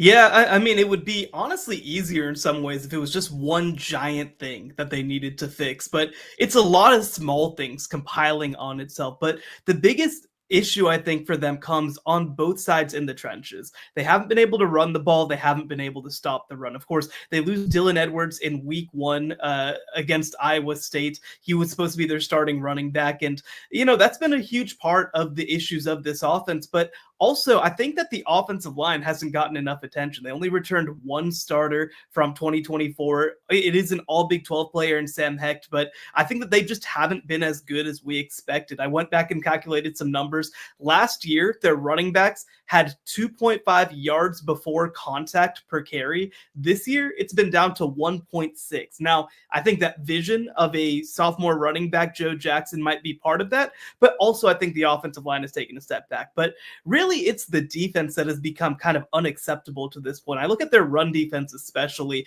and it's just been bad, frankly. The stat that really got me is that all of last year, they allowed 9 fourth down conversions. Through 3 games in 2025, they've already allowed 10. They've allowed 83% of fourth down conversions to convert. And so they just haven't been able to get off the field. They haven't been able to stay on the field. And especially when, you really just haven't had playmakers step up on offense, it just hasn't been good enough, even against some of these lesser opponents. Shahan, I know you were on BYU TV, saw that on your time. You probably gained, 10,000 new followers? I mean, the following that the Cougars have, man, is something else. They look like a buzzsaw defensively. They can run the ball pretty well. I think the passing game is what their biggest question at this point in time, and I think they're kind of in that tech position where we think they're really, really good. It's just hard to tell based on who they played because they've so overmatched the teams they've played thus far. How high are you on BYU and what you've seen up to this point in that win over Stanford on Saturday? Well, I think their defense has been everything that I hoped it would be. That linebacker combo of Jack Kelly and Isaiah Glasker might be the best in the country. It's really got a case to be to that level. They've just been in the backfield every single play. I think that they're allowing 0.7 yards per carry through 2 games, which is just ridiculous. Like, I know the opponents have been what they are, but even against middle schoolers, it would be pretty impressive to only allow that much. But, like you said, the offense, I think, is sort of the question mark for this team right now. I was hoping to see a little bit more, especially when it comes to red zone offense for BYU. They did a good job of marching down the field. They just weren't able to convert in those tight key opportunities. And look, we haven't really seen Bear Bachmeier, their first-year starting quarterback, throw the ball much at all. There were 1 or 2 passes in the Stanford game where he stepped up and delivered some balls, and he looked pretty good doing it, but you're going to have to do that with a little bit more consistency, especially, by the way, with the receiving core that's pretty good and that they're going to need to rely on to win some of these big games. So I'm very much in wait and see mode on BYU's offense. I don't necessarily think that what we saw was the best of them against Stanford, only 27 points in that win. But I think that you see some of the pieces and some of the flashes that make you understand why they decided to go with the talented true freshman. Do you feel like Iowa State, even though in the top 15 with what they've done, winning against K-State, then beating another rival this past weekend, although Iowa, it depends on how people look at them, but for the most part, they're always around the top 25 or so. Are they being a little bit, not underrated, but a little bit maybe flying under the radar?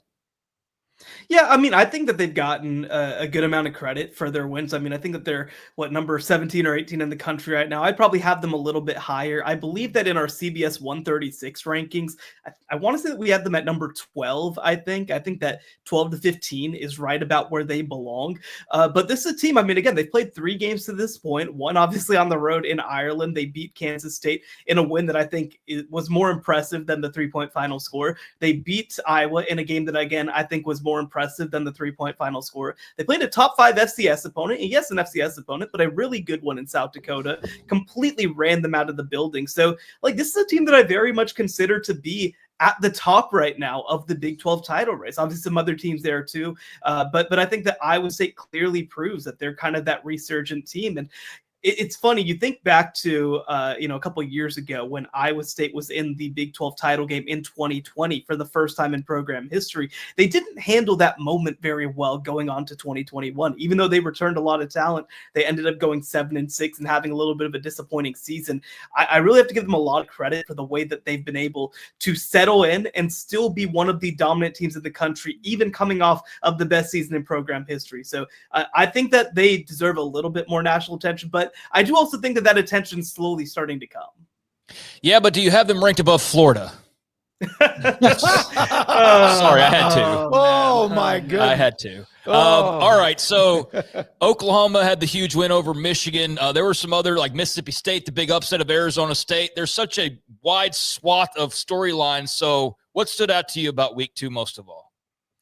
Yeah, I mean, there was a lot going on, obviously. I think that the presence of John Mateer at Oklahoma, I think, is obviously a big deal. I mean, the explosion of Sawyer Robertson at Baylor, more than 400 yards through his first 2 games. He is leading the country in yards per game by a wide margin at this point. And I think that Baylor picking up a win against an in-state ACC rival is a pretty big deal heading forward. You know, I was very impressed by both Kansas and Missouri when you go and watch that rivalry game. Obviously, Missouri was able to score 2 late touchdowns, but I really feel like Kansas held their own for so much of that game. And the thing you have to be most excited about if you're Kansas is that they were really able to come in and I think show that Jalen Daniels is kind of that player that's been promised in so many ways.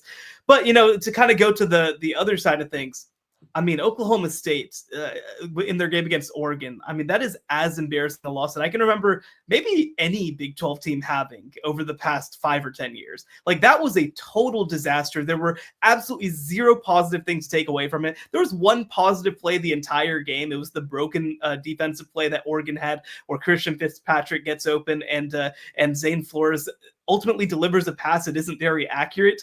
But it still sets up a field goal.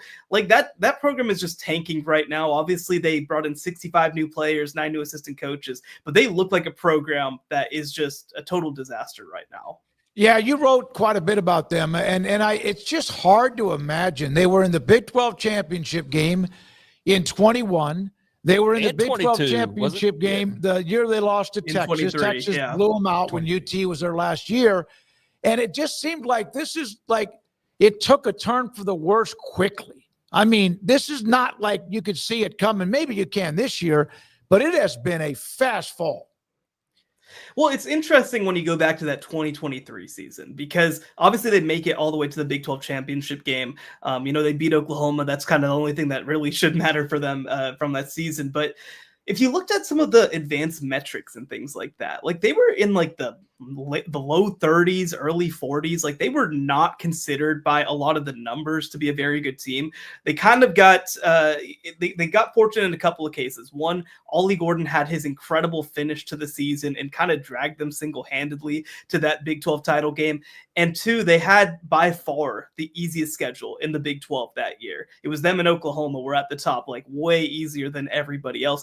And I feel in some ways that maybe that individual season, because they nominally won 10 games, it might have actually hurt them in some ways because I think that it gave them false expectations of where they were as a program. You see them in 2024, they play a little bit of a tougher schedule, and I don't think they were as bad as 3-9, but they were certainly one of the worst teams in the Big 12.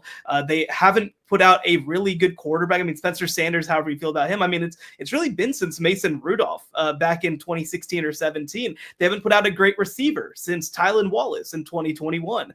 Like, it's just been a constant kind of downgrade year over year. And again, they have some of the upside in 2023 that comes through against an easy schedule. But I mean, again, 2021 was kind of that peak moment for this program when you look at, some of these advanced metrics, team ratings, things like that. And it has been a slide down since, and obviously bottoming out last year. But I mean, it could be even worse this year if that Oregon game is any indication. So they're going to have to find a way to recoup themselves quick, because here's the craziest part is that of course, they lose 69-3 against Oregon. They actually lost 52-0 in their last FBS game. They've been outscored 121-3 in their last 2 games against FBS competition. I don't know necessarily how it gets better. Yeah, and I was mistaken. What is it? 21, 23. Okay, yeah, 21 and 23 were the years, right? I think I said 22. Yeah. I just wanted to make that that's clear. what I'm saying. It was 23 UTs last year in the conference. Yeah, lost to Texas. And they got blown out in that game. That 21 game was spectacular. Yeah. That was not good either. All right, so I know you're short on time. You're a very busy man. There are 3 banger national games as far as ranked this week. A&M and Notre Dame. You've got Georgia, Tennessee as we get SEC play kickstarted, and USF in Florida, which is I guess or not USF in Florida. What am I thinking Miami, of here? Yeah, Miami. Thank you, Miami. Which is that's even better.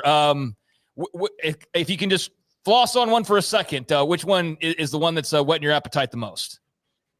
Yeah, definitely going to be excited to see South Florida go against Miami, although I think it's a little bit of a tougher matchup for them. But, I'm really going to have my eyes on this Georgia-Tennessee game for one reason in particular. I think that this is kind of the prove-it spot for both of these programs. You look at Georgia, their offense has been a little underwhelming under first-year quarterback Gunnar Stockton. And for Tennessee, Joey Aguilar, the UCLA and App State transfer, has looked really good at quarterback to this point. They've put up big numbers against a couple of teams. They were able to pull away from Syracuse, a team that I've been pretty excited about.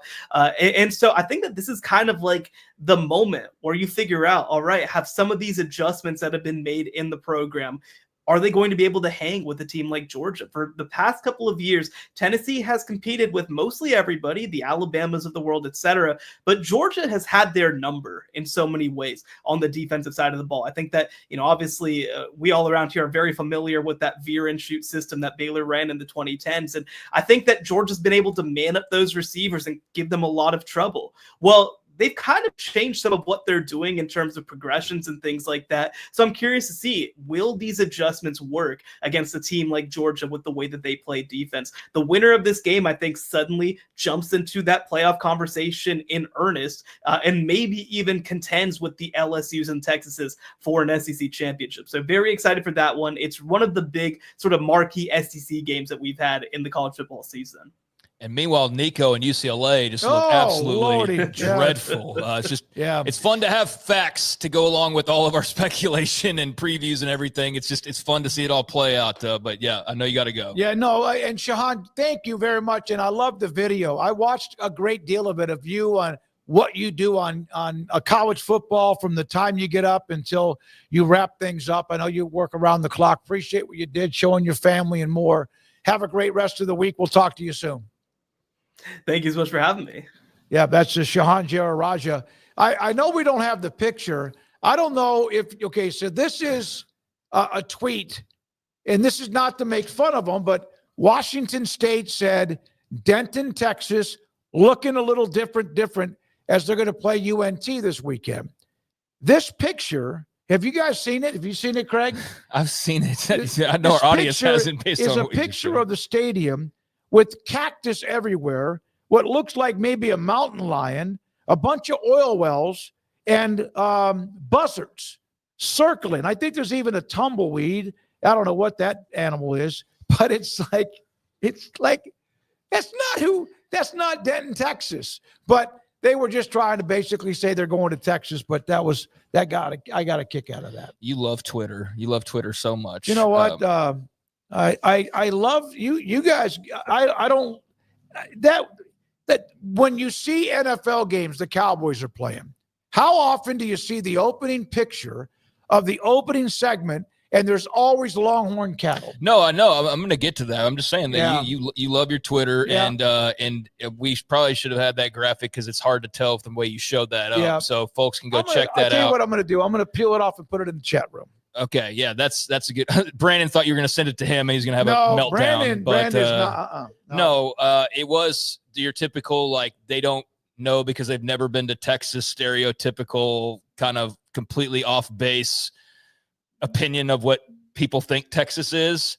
So we've been seeing it for years. That's why they go to the Fort Worth stockyards and not shoot around Arlington, Texas, where it's probably just like any other neighborhood you've ever seen. Yep. Depending on what part of town you're in.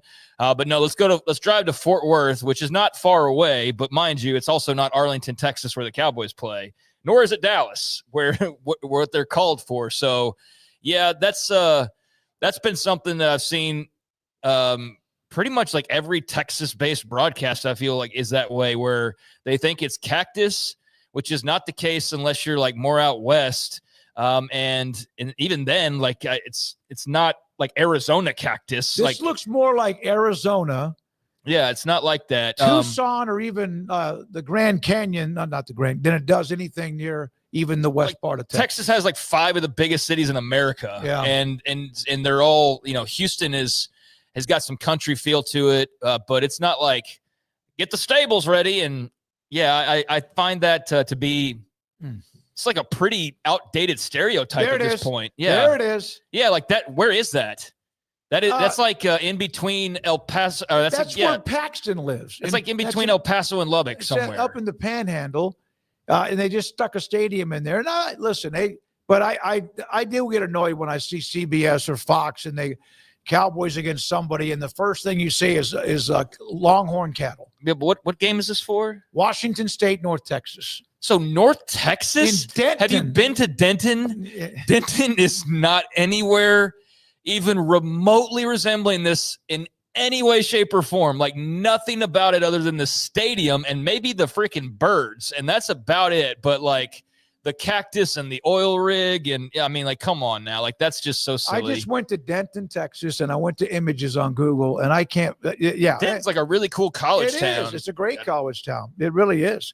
All right. So I just wanted to bring that up. Thanks to Shahan Jeraja. By the way, Craig's got off the radar in a little bit, but also at 5 or so after off the radar, he's going to do his conference comparisons. We'll have that for you a little bit later on in the show. When we come back, Matt Rule went off, and somebody watching our show actually understood what I was trying to say yesterday about USF and also FSU and their resumes and where they're ranked. We'll have that and more. We do appreciate your time all the time. And this is 365 Sports.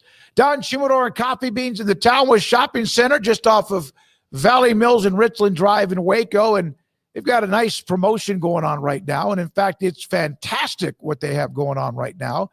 Josh sent me this note that they're having a giveaway this month in September at the shop at Don Chimador for some Outcast cigar swag. Each Outcast cigar you buy, you get one entry into the giveaway. So I don't know if it's a raffle ticket or whatever it might be. For each box you buy, you get 15 of those Outcast cigars. You get a box, 15, you get one, I guess, coupon or whatever. The giveaway will be announced on September 16th, 2 o'clock on their social media outlets. They've gotten much more involved than that.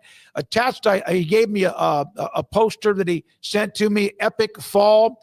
Also having an event in the store on October the 9th featuring Epic cigars.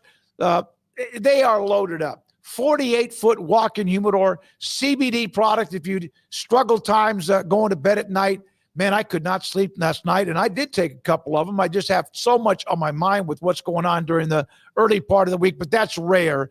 Most of the time I get a gummy or two, and the next thing you know, I'm relaxed, and I save myself from tossing and turning. Cigars, CBD, pipes, and, of course, fresh coffee beans as well. It's Joshua and Cheyenne. And don't forget about the Outcast Cigar Swag promotion. Don Chimador off Valley Mills and Richland Drive in Waco. Allen Samuels House of Travel is a full-service travel agency with highly experienced travel consultants plus support staff with over a combined 150 years in the travel business. They are ready to take care of any travel situation for you, your family, and your business, and with the kind of knowledge to complete a seamless itinerary trip start to finish. They will search for the best deal to accommodate your budget from air to cars, ship to shore, hotel, and even meeting space. Name a destination and they've been there. They know the places to go, and international and missionary travel is one of their unique specialties. Allen Samuels House of Travel, celebrating 50 years in business. Call Connie, Sherry, Linda, or Bambi at 254-776-2560 or find them on Facebook or at houseoftravelwaco.com.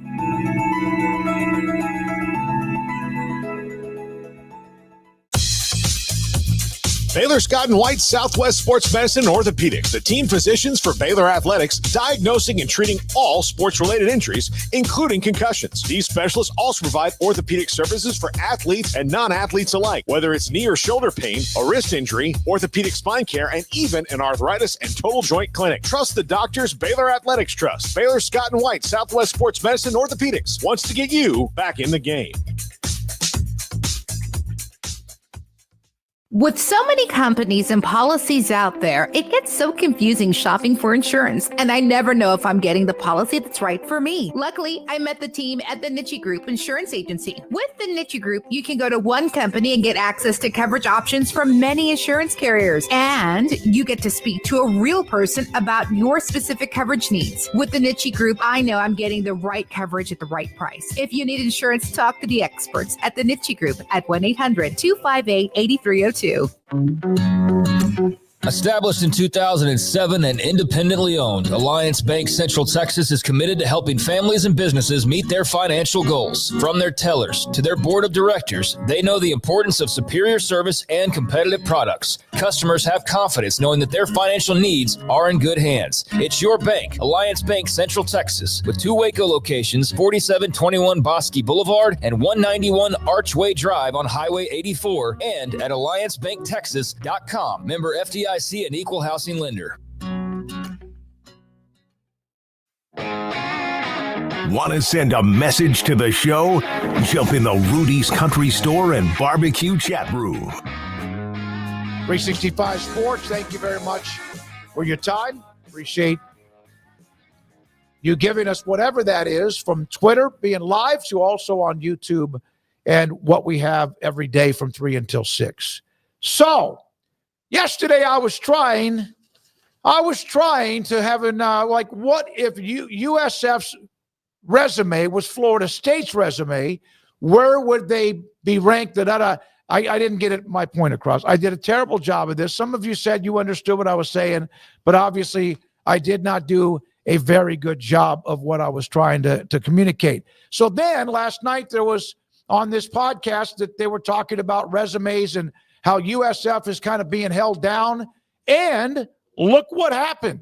One of our viewers actually was able to get on there and say, I swear to God, I thought I saw you guys talking about this earlier in the show today. It was 365 Sports. Wizard Warrior 33. I definitely understood what you were saying. If you swap the logos and the wins, would the rankings be the same, etc.? But he saw another podcast, reminded him of what we discussed, no matter what it was, and we appreciate the attention to what we do every day from Wizard Warrior 33. Yeah, and good luck to that young upstart in the white tee. I hope he has a successful career. I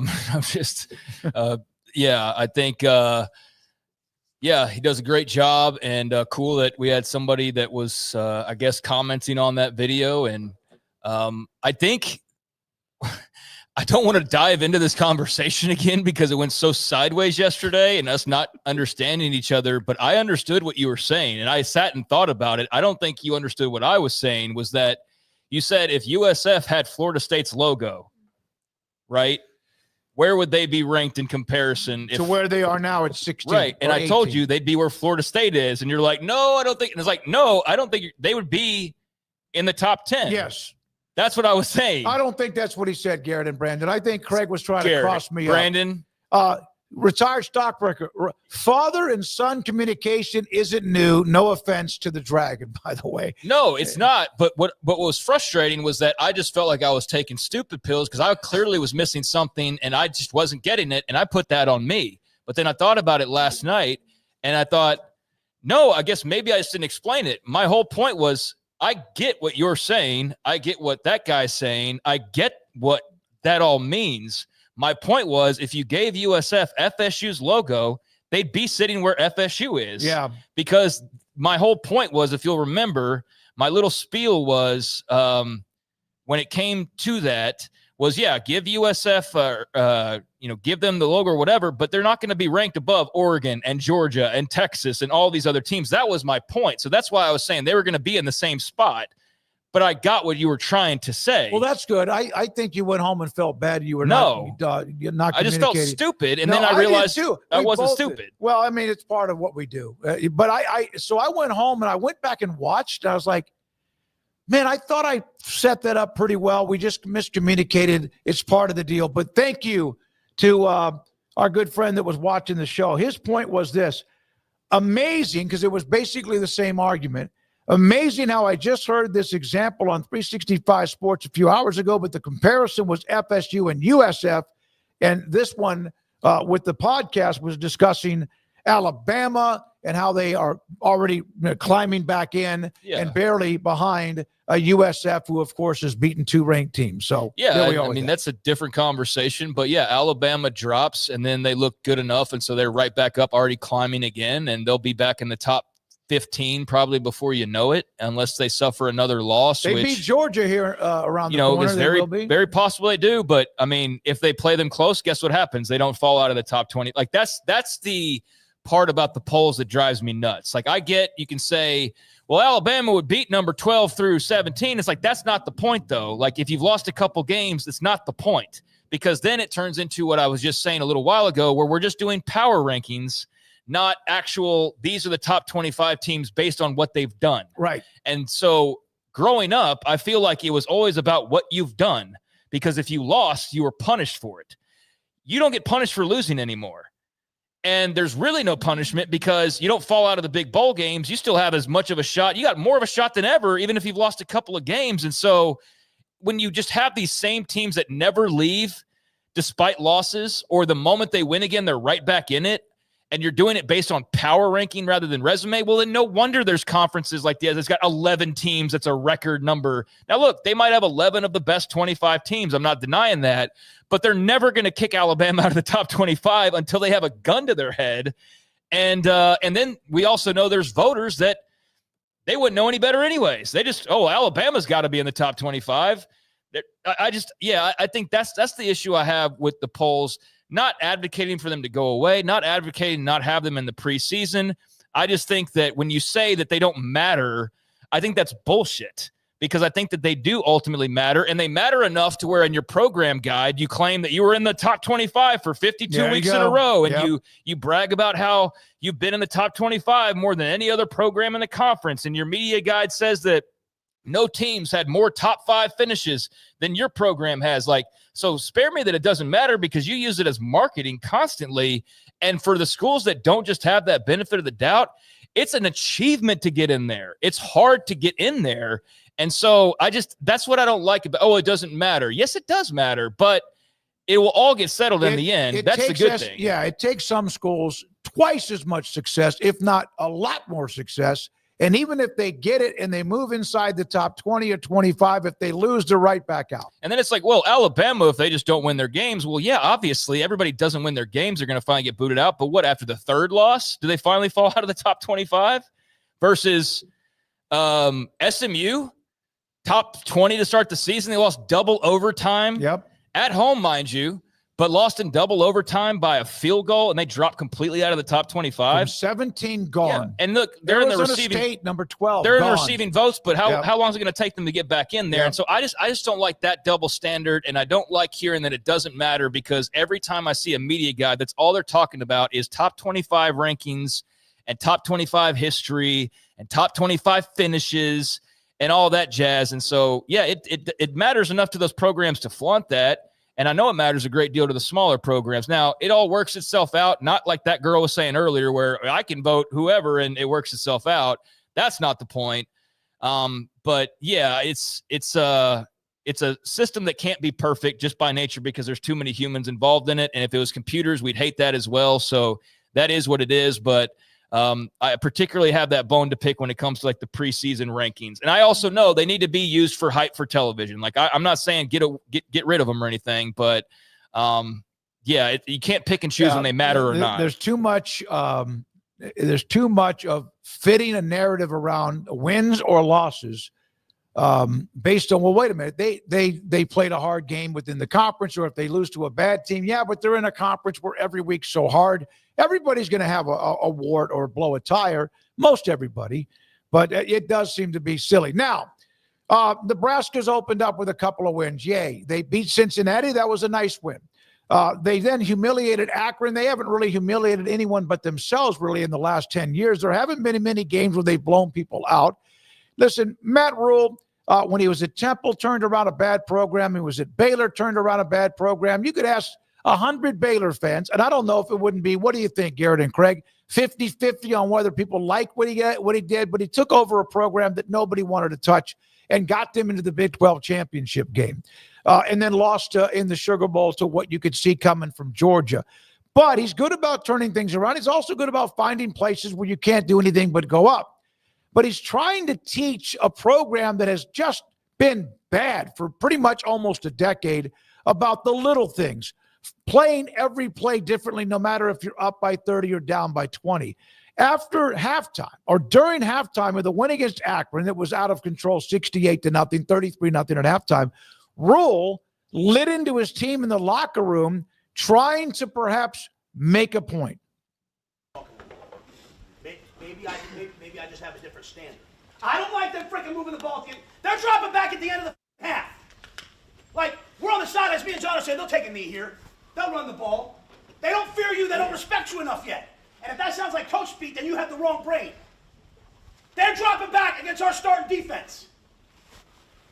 They're cutting our own line at the end of the half. All you young guys, just go back there and chill. I want my opportunity. Some of you guys will get an opportunity right now. I told you I don't care what the score is.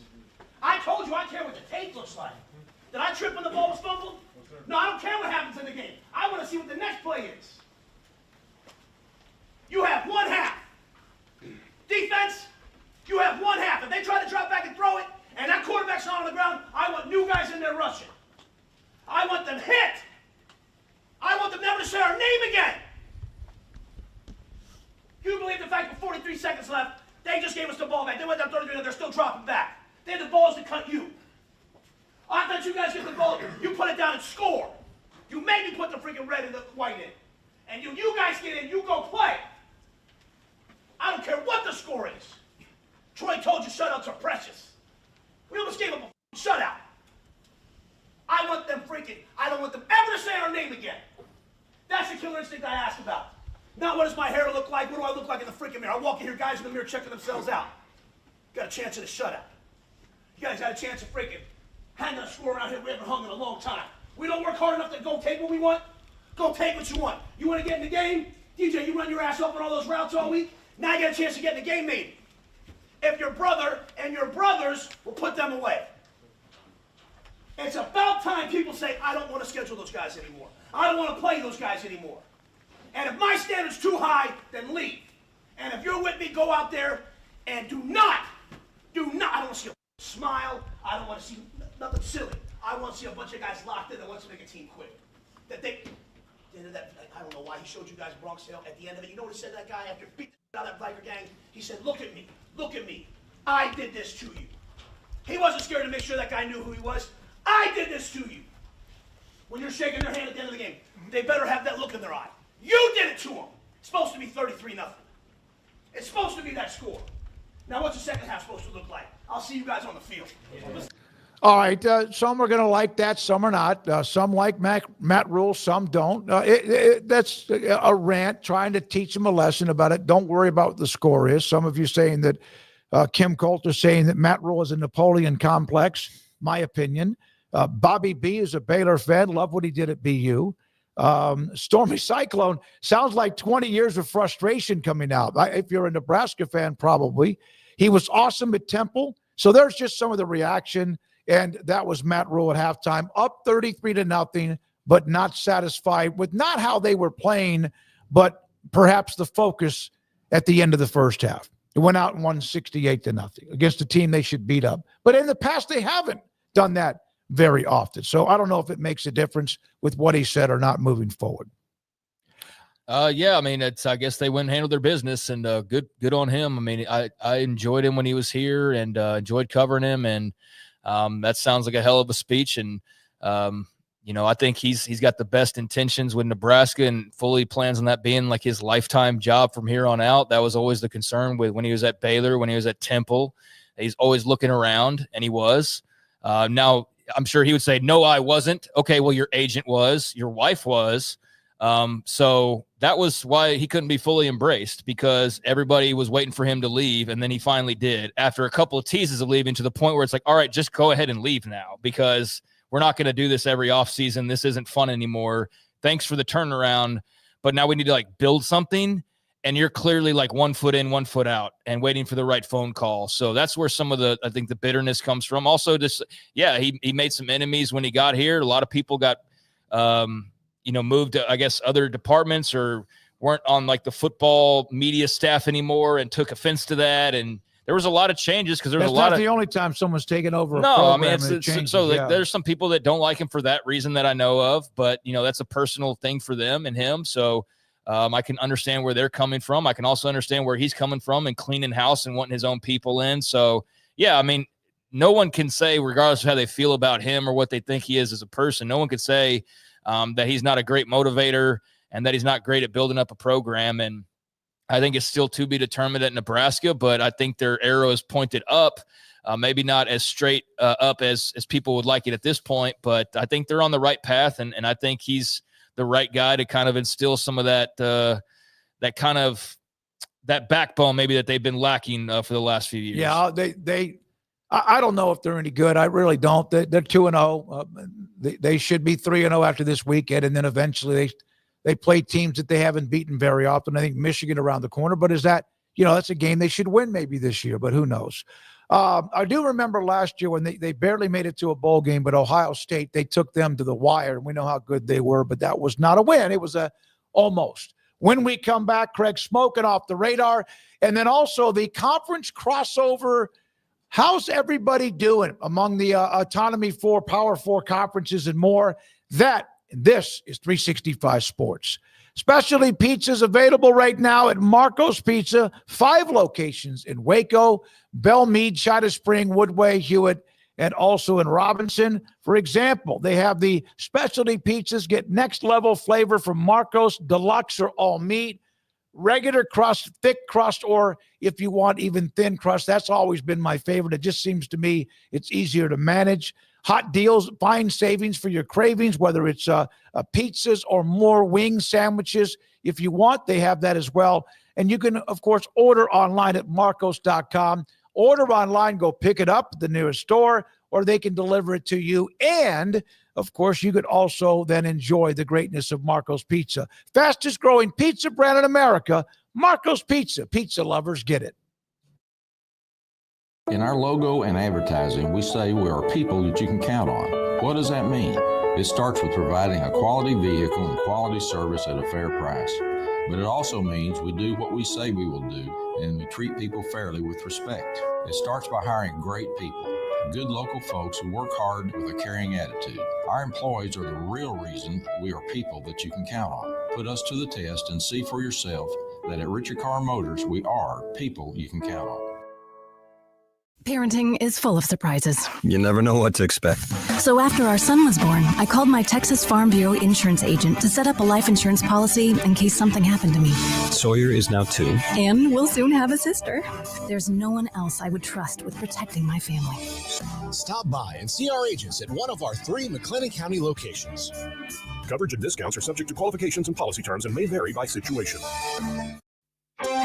Developed by Startup Waco, a nonprofit organization, GXG is a program designed to support the entrepreneurial development of Baylor University student athletes through NIL activations. The program helps student athletes maximize their platforms and offers a comprehensive support system for them to create and grow new businesses that not only benefit themselves, but also uplift the local economy. Fans who wish to support student athletes can donate to GXG via the GXG NIL Fund, BaylorBears.com/GXG. Contributions to support NIL activations through GXG can be made at BaylorBears.com/GXG. For more information, follow at GXG_GreenXGold on social media and visit the official website www.gxg.startupwaco.com. GXG, empowering student athlete entrepreneurship and uplifting the local economy through NIL activations. Riverbend Liquor and Wine now has 2 locations to serve you. The original on Lakeshore Drive at North 19th Street and the brand new spot in downtown Waco at 600 Franklin Avenue. If you're looking for the best in craft beers or local Texas bourbons, then the original is the place to be. And for the latest trends and online phenomenons, head downtown to the Franklin location. Either way, you're going to get the same great variety, customer service, and speedy experience. Check out both locations on their Facebook and Instagram pages. Riverbend Liquor and Wine, Lakeshore Drive at North 19th Street, and now downtown on Franklin Avenue.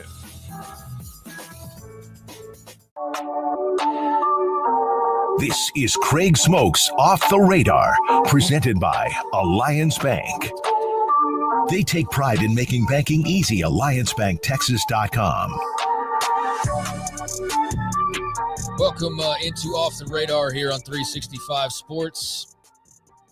Tuesdays and Thursdays, and I think this is going to be truly off the radar moving forward. I got enough little side segments that we're doing that for college football TV ratings, I feel like we can probably just move that to something completely separate to keep this truly off the radar now that we got some more sports in action, the NFL in full swing. And so this is going to be mostly college free, although I enjoy the ratings. I enjoy hearing. Well, yeah, we'll still talk about them. We just won't do it in this segment, depending on what day it is. But we'll TBD on that. But just thinking that we're very much on the radar talking college football. So college football not so much off the radar.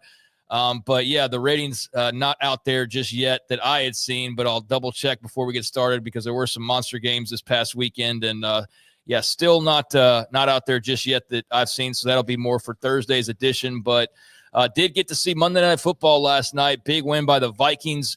J.J. McCarthy, the former Michigan star, helping lead a comeback for the Vikes. And I think everybody sort of had the same thought after seeing him getting panned left and right throughout most of that game. When it came down to crunch time, when it came down to winning time, when it came down to when it mattered, J.J. McCarthy does what he's seemingly done while we've all known of him. He went out and helped the Vikings find a way to win. So a very exciting, enthralling cap off to the Monday Night Football opener and also the opening weekend of the NFL. Vikes 27-24, a hell of a game. And yeah, I'm thoroughly impressed by J.J. McCarthy's just poise. And I mean, yes, his athleticism to an extent, but you kind of knew that if you watched him in Michigan that he could run a bit, had the big rushing touchdown last night. But I'm also at that age where I'm just older now, so he looks like he's 13 years old, yet he's like 22 with a baby on the way, so, and very much a grown-ass man. But I don't know. He's just got it. He just has it. I don't know if you got to watch much of that game, but it was highly entertaining and a hell of a way to close out the football weekend. Yeah, no, it was. It was one of the best games I've seen in a long time at that level. It really was. It had everything you could imagine go on in that game. And if you're one of those two teams, you're probably playing at some point, in mid to late January, right? In a chance. Not Chicago. No, I wouldn't think so. No, I'm sorry. I flipped back to the Sunday night game with Buffalo and Baltimore. No, if you're the Bears, that's a bad loss. You had a chance. You're at home and you blew the lead. And Minnesota, you just wonder that McCarthy looked terrible for a long time, and then all of a sudden he gets everything right and ends up leading them to a nice win. Yeah, I mean, he just wasn't doing a whole lot of too much, and then there at the end again when it was winning time, he's able to make a few plays, including with his feet, big touchdown run. Did have a pick in that game, but had 13 of 20, 143, 2 TDs and a pick. Then had 25 yards rushing and a touchdown. So nothing like smacking you in the face as far as 300 yards plus, and not a big fantasy sheet stuffer. But yeah, despite trailing big there and looking like they were going to be an 0-1 team losing to a division rival right out of the gates, McCarthy magic there at the end, and the Vikings get the win. So a perfect capper. And to your point of, I guess, the game you were thinking of, Sunday night also a thrilling game as well. Ravens and Bills. Those two teams will be in the playoffs and could very well be playing in the AFC Championship game. The Vikings remains to be seen. I say no shot on Chicago making it to that point, but I thought Caleb Williams actually showed some nice things last night. He's still not like the electric super duper star that I kind of figured he would be at this point early on, especially watching him at Oklahoma. I just felt like, man, this guy's got the world by the you-know-whats, and Clearly, it's been very up and down as far as the results on the field with the teams he's played on. Still have a lot of high hopes for his career and everything, but it was also just cool seeing him and J.J. McCarthy, like these two young, fresh-faced quarterbacks who were just watching a couple years ago in college, now faces of franchises. Whereas, on Sunday night, you had Josh Allen, who's still a young guy, Lamar Jackson, but they've been around for a while now. Like, those are like the in their prime dudes at the moment, and it doesn't get much better than those two. And then the next night you got an equally thrilling game at the end, right? And two guys who are the next up to hopefully fill those shoes when all is said and done. So NFL scheduling, A++ on the opening weekend, especially with Sunday night and Monday night, but a really good win for J.J. McCarthy and the Minnesota Vikings. I'm really intrigued by if he just brings that oomph to that team that, some guys just know how to win and some guys just know how to lead. And he did that at Michigan. We'll see if he's able to do that in Minnesota, but that was a nice first test. I had somebody, how many, if you'll let me know, I don't know how many watched the post-game interview with Lisa Salters. She had her reading glasses on, which is fine. She has notes to look at. But while he was answering a question, she had a notepad. She was reading, it just didn't, to me, that wasn't the best look. She's a great sideline reporter and does a job, but I just thought that was kind of a strange look as he's answering and she's reading something off of her notepad. Yeah, I mean, you take notes down there to make sure you ask the right questions, but you think that she'd memorize. I actually am having beef with all sideline reporters at the moment. I actually filled that role myself once upon a time, but Lisa Salters, I feel, can be very hit or miss. But Melissa Stark on Sunday Night Football is almost like too proper. It's almost like too textbook by the book, and her energy is really great, but like trying to squeeze in like the human interest story, like I'm like, just wait, I don't need that right now. I want to watch the game. She's like very good, very upbeat, very knowledgeable, but I just feel like it's just so by the book sideline reporting that it's almost just kind of a I don't know what the right word is. Not a shell of itself, but it's just too stereotypical, I guess, is what it sounds like when I listen to her. But she obviously does a great job, probably makes a lot of money at this point for NBC and is on that big crew. So no hate there whatsoever. I'm kind of over the sideline reporter thing at this point in time watching games, because I've just been there, done that myself. Is probably part of the reason why. All right, meanwhile, NFL news you've got going on. I'll tell you what else I don't like. The in-between quarter interview. No. Do we need the coach before the fourth quarter starts? The coach doesn't like it. Huh? The coaches don't like it. There's no way. No, the in-between quarter, the in-the-quarter interviews that you get on some broadcasts, we don't need any of that nonsense. Come on, what are we doing there? Anyways, got some news on the big controversy from the other night in Philadelphia as you had Spitgate going on. Jalen Carter, former Georgia star, spitting on Cowboys quarterback Dak Prescott. And, of course, more video would be revealed that showed that Dak actually instigated him, trolled him, rage-baited him, however you want to refer to it as. He successfully did however you want to categorize it. And Jalen Carter just spit up right on Dak, right on his jersey, and was obviously booted out the rest of that game before the game even really got underway. Well, now we know his fate. He will not miss any future games. The NFL announcing today that he was ejected from last week's season opener, and since he didn't participate in a single play, they consider that as a one-game suspension, which is what the Eagles were hoping for. And that's a distinction and a precedent now set by the NFL. So if you somehow see a guy get thrown out for a personal foul penalty of some sort before a play's been run, then that one-game suspension or whatever he would get, that will be served that night. So Jalen Carter already served his suspension. He will also forfeit his week 1 game check, which is a little over $57,000. But he can play in week 2, and week 2 is Eagles-Chiefs. So that's it's pretty nice news for the Eagles to have him back in time for that one. And also the NFLPA notified the league that he is not going to appeal the punishment. I mean, why would you? You lose chump change for you, for your contract, not for me, but for you. And you've already served your suspension. So I think the Eagles made off about as well as they possibly could.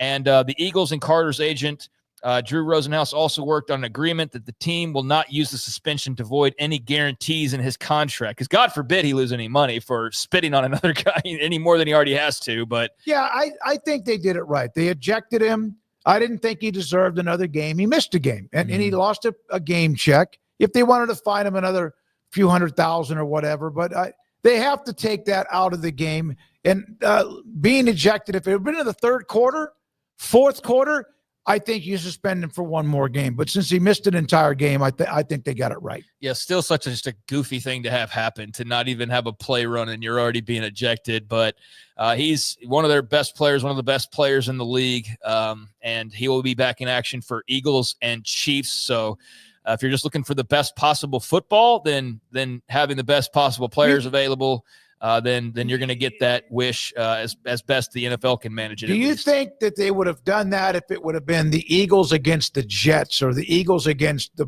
Broncos or something like that? Probably. I don't think the NFL's like that as far as territorial with their brands and logos like maybe college football can be, or other or other leagues. I think if it was the Saints, then he still would have served his one-game suspension, and it's a precedent. So now that's what people will refer to if something similar happens. You would hope that it doesn't. And for what it's worth, Carter's shown some, I guess, contrition and has apologized publicly and has said the right thing. So take it for whatever you want to take it for. But now he's back to playing football. Meanwhile, the Denver Broncos have exciting news. They got a lot of fun going on right now.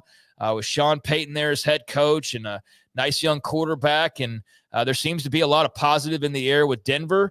But much like you may have seen on Sunday Night Football, that Buffalo will soon be moving into a new stadium. The Denver Broncos are also going to be soon moving to a new stadium. There's been a lot of talk about this. It's no secret they were looking at something, but now it's becoming finalized that the Broncos have announced, along with the mayor of Denver and the governor of Colorado, their preferred site for a new stadium that will have a retractable roof. It will be at Burnham Yard, a 58-acre, currently abandoned rail yard. And so that will be where they go out, and you can see a picture of just it's abandoned rail yard that's right outside of downtown, or I guess on the outskirts of Denver. So you can see the vision. It's very clear to see. Have a few things to clean up, but you'll have a view of the skyline, and it still feels like you're in Denver. This isn't a Dallas-Arlington thing like with Jerry Jones and the Cowboys or various others. But the organization saying that it's a remarkable win-win-win for the city, and that they get to reimagine Mile High as a thriving community in West Denver. And the apparently the Walter Penner ownership group is going to take care of a lot of the funding for this. It will be privately funded by the Walter Penner ownership group. The privately funded will be the purchase of the land and the new stadium with the retractable roof. And so, where do you think the Super Bowl is going to be here in a few years? A closed roof, Denver, brand new stadium. There's a rule. I don't even know if it's in the bylaws. If you get a new stadium, you get to host a Super Bowl. I don't care where you are, what location it might be. You get to host a Super Bowl, no matter if you're in a cold weather city and there's no roof. Yeah, I mean, so they're going to have a Super Bowl there in Denver sooner rather than later. And Power Field at Mile High is what Power Field at Mile High is what they're currently in, but. Ownership announcing this today. So Burnham Yard in Denver, now the preferred site for a new Broncos stadium. So there's that. And based on kind of what I was saying, and I couldn't find the article, but a lot of this is not going to be in the hands of the taxpayers, which is great because a lot of times that's not the way that it works. So in Power Field, why they don't have a stadium in San Diego? They do. Qualcomm or whatever it's called, Jack V. Murphy. They used to host Super Bowls. You know why they don't now? Because the NFL tried to basically blackball. That's not true. They tried to force them into paying for the new stadium. They did not. They moved to L.A., and Jack V. Murphy was an old stadium. Too bad they didn't build a new one because that's one of the nicest places to ever watch any kind of bowl game or a Super Bowl. Yeah, so I guess in Power Field at Mile High will be the new name. Okay. And then Mile High is the current name. Right. So that's I got a little confused, I think, there. based on the language. But this is a day after the Bears also announced they are moving to Arlington Heights, which is a suburb of Chicago, and that is their new preferred site for a new Soldier Field. So, anyways, retractable roof stadium coming to Denver. Chicago also building a new one, so I think you can get Chicago into that Super Bowl rotation as well. Meanwhile, for the fantasy football owners out there, I'm sure you're already well aware of this news out there earlier today, but George Kittle placed on IR, 49ers star tight end with a hamstring injury. Suffered during Sunday's win over the Seahawks, only played in about a third of the snaps on offense, had 4 catches, 25 yards, and a score nonetheless because he's just a production machine. But because he's now on IR, he'll be out for at least the next 4 weeks. So I know for fantasy folks, you already probably had like the up to the second news update there, but just notable because he is one of the more fun faces of the league at the moment. But George Kittle will miss the next month.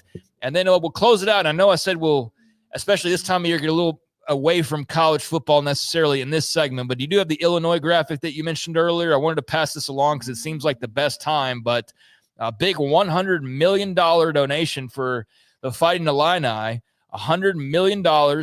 And I guess Larry Geese is what I'll go with here to rename Memorial Stadium after his late father. So we're seeing a lot of big donations getting thrown around here lately. And I just wonder what would it be like to say, you know what, I'm going to donate some money. I'm going to donate it to good old Illinois University or University of Illinois. Yeah, don't. Yeah, no. I don't want to do IU, and I just run into all sorts of problems. I like it because of the Fighting Illini. I've always enjoyed that. But what would it be like to say, I'm going to donate $100 to the humanitarian fund? What would it be like to say, I'm going to donate $100 million? I don't even understand that kind of I can't. I think it's great that he's doing it. And when you have the money, if you do that, whether your name's in the building or not, and it will be renamed after his late father. But my God, to even have that kind of money, I don't know. I can't comprehend it. So it'll be named after alumnus and philanthropist Larry Geese or Geis. I apologize. I should have looked that up beforehand, but just kind of busy. But $100 million donation, largest in the athletic program's history. Now, the name's already on the College of Businesses building, so they're going to just have even deeper representation for that family on the Illinois campus. But he is the founder and CEO of Chicago-based investment company Madison Industries. It's always investments. That's where I erred when I was young. I should have gone the investment route. Perhaps, I wish you would have done that. I wouldn't have to be working. Oh, I wouldn't say all that. No, I'm one of those that I don't depending on how you treat me if I was sitting there with that much money, to be perfectly honest. That's a great point, too. You hear that, everybody? If I had so much money that I didn't have to worry about working, I still think I'd want to do what I do. That's the best part about it. But, well, you also just can get really bored after a while. No matter who says, like, I know plenty of people like, I would do nothing. It's like, all right, you do that and you'll entertain yourself for a while. But yeah, eventually we all need a purpose to some extent. Or at least I believe for most people you do. So anyways, nice big donation for the Illini that we didn't talk about at the top of the show. So squeeze that in here, and there you go. Fun Monday Night Football game. J.J. McCarthy putting his fingerprints on the NFL already. Jalen Carter's back in action. George Kittle's not. Illinois got a huge donation. The Broncos and Bears are getting new stadiums. So there you go. There's a few things off the radar. All right, Craig will come back and look at the Power Four conferences and how they've done, who they've beaten, all of that kind of a crossover comparison. I've got a couple of nuggets from Cody Kellner, who does a lot of analytics. He is someone that we've had on the show a little bit. Maybe when we get close to the college football standings, we'll bring him back on with a couple of notes about some conferences as well. John McClain at the bottom of the hour, but we're not done. The crossover comparison of the college football, conferences, and more. And this is 365 Sports.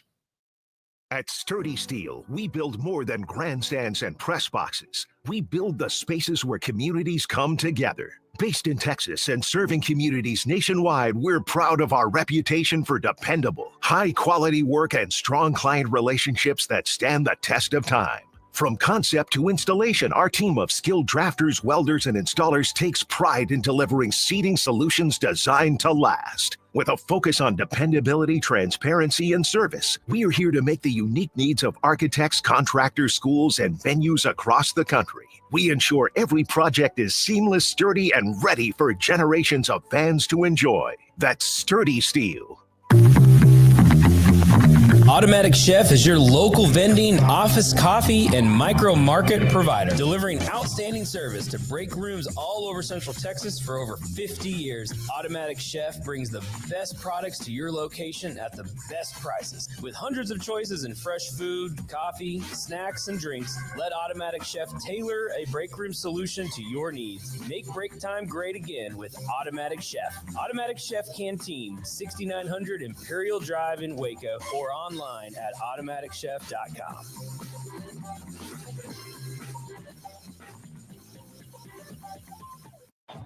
Baylor alumni are more than 160,000 strong. When we all join hands to support our university, we don't just move the needle, we move mountains. Working together, we create life-changing opportunities for students on the field, in the classroom, in the laboratory, and in life for generations to come. So get connected, get involved. Learn how at baylor.edu/alumni.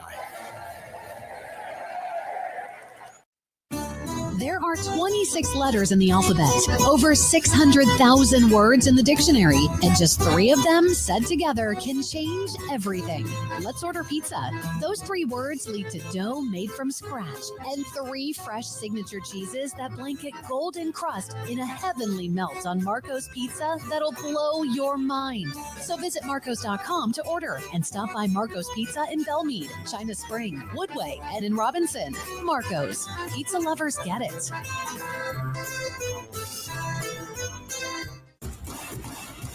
Penny Clinic Men's Healthcare in Woodway is now proud to offer you men an exceptional weight management body sculpting product called semaglutide, also known as Ozempic or Wegovy.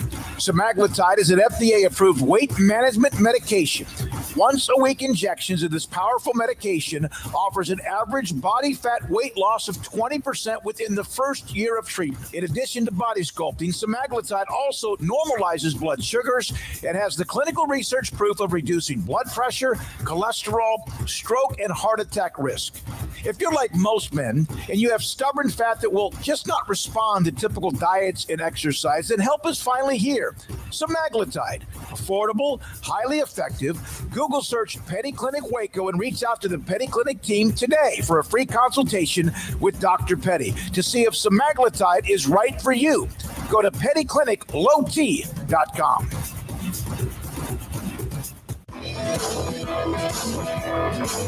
This is 365 Sports. Enjoying the show? Hit the like button and subscribe.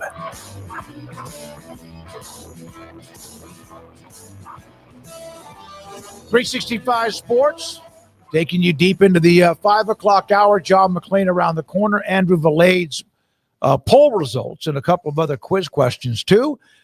Craig has the mojo rankings that we do in the Big 12 on Wednesdays, but also to look at what conferences are doing against each other. Ross Dellinger always has a tweet that he puts out, and it's early in the year, but usually doesn't change much from what the trend is early on. Craig, you got some notes about that.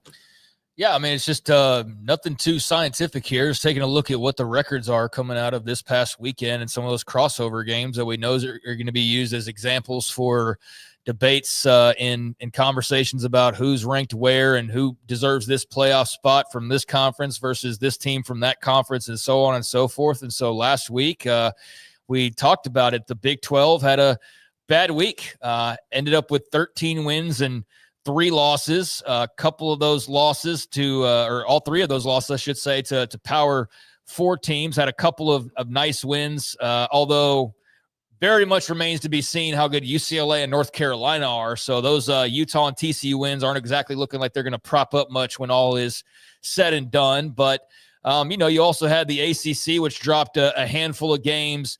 Big Ten and SEC did their thing. So the order that we kind of had it last week was SEC had the strongest opening week.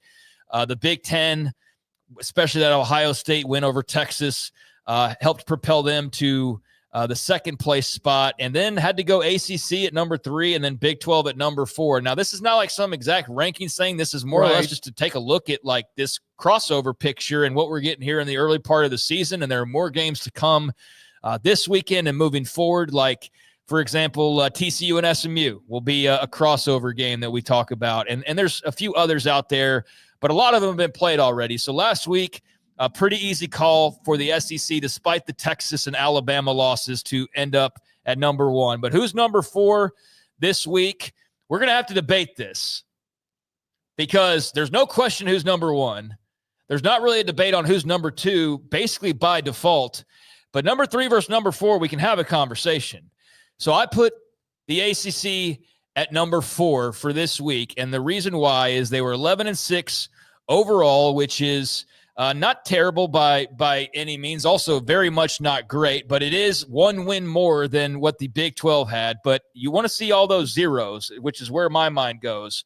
0-5 in Power 4 matchups this past weekend for the ACC. Now, they did technically get a Power 4 win, when they had NC State playing Virginia, but I'm not counting that because that's ridiculous because they played a non-con game between conference opponents because of realignment in part.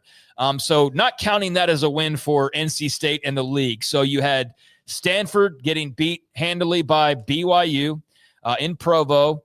Virginia Tech gets beat by 3+ touchdowns against Vanderbilt at home. You had Virginia, I mentioned them, and that doesn't count. Duke getting smoked by Illinois, 45-19. That game was tight, and Illinois blew their doors off in the second half. And that was a Duke home game. SMU losing a home game, double overtime to Baylor. I mean, I wouldn't hang my head too much about that one. I think SMU is still a solid team, but they definitely let one get away there. And then you had another one where I don't know how much you really hang your head ultimately at the end of it, but Boston College falls to Michigan State in double overtime, 42-40.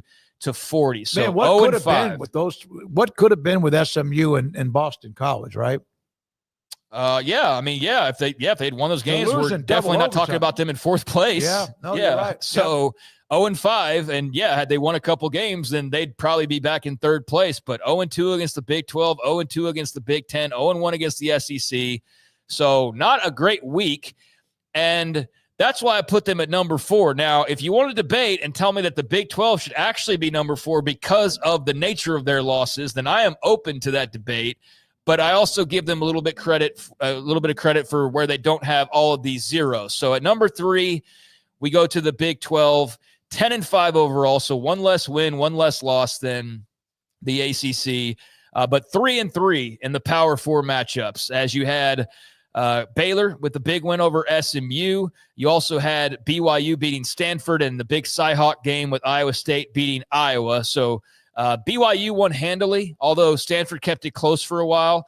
But then Iowa State and Baylor really by the skin of their teeth very much could have been the opposite result. Meanwhile, you had Arizona State, one of your top contenders, losing on the road, being down 17-0 in the first half, rallying to come back and take the lead only to let it slip through their fingertips, another busted coverage, and Mississippi State pulls off the win at Starkville. You had Kansas State's embarrassing loss to Army. You had Oklahoma State's even more embarrassing loss, 69-3 at number 6 Oregon. Kansas falling to Missouri, 42-31, and then West Virginia's loss to Ohio. So 10-5 versus 11-6, 3-3 versus 0-5, 1 ranked win versus 0 ranked wins, but 2 G5 losses to 0 G5 losses. So I'm defaulting to having won some games that matter versus being 0-5. But if you want to sit there from an ACC point of view and be like, man, y'all lost like some big blowouts. You lost to a couple G5s. Like, I can kind of see, but you went 0-5. So, like, I can't really make much of a case for you. It's just for 1 week. It's not. No. If you go back, Miami has the huge win against Notre Dame, but that's 2 weeks ago or 2 games ago, and not this past weekend. And this isn't also just merely about comparing the conferences, like, overall on a week-to-week basis. It's also just like kind of a look at how all these results have been fleshed out now that these teams are playing each other. Yeah, ACC probably is slightly ahead of them.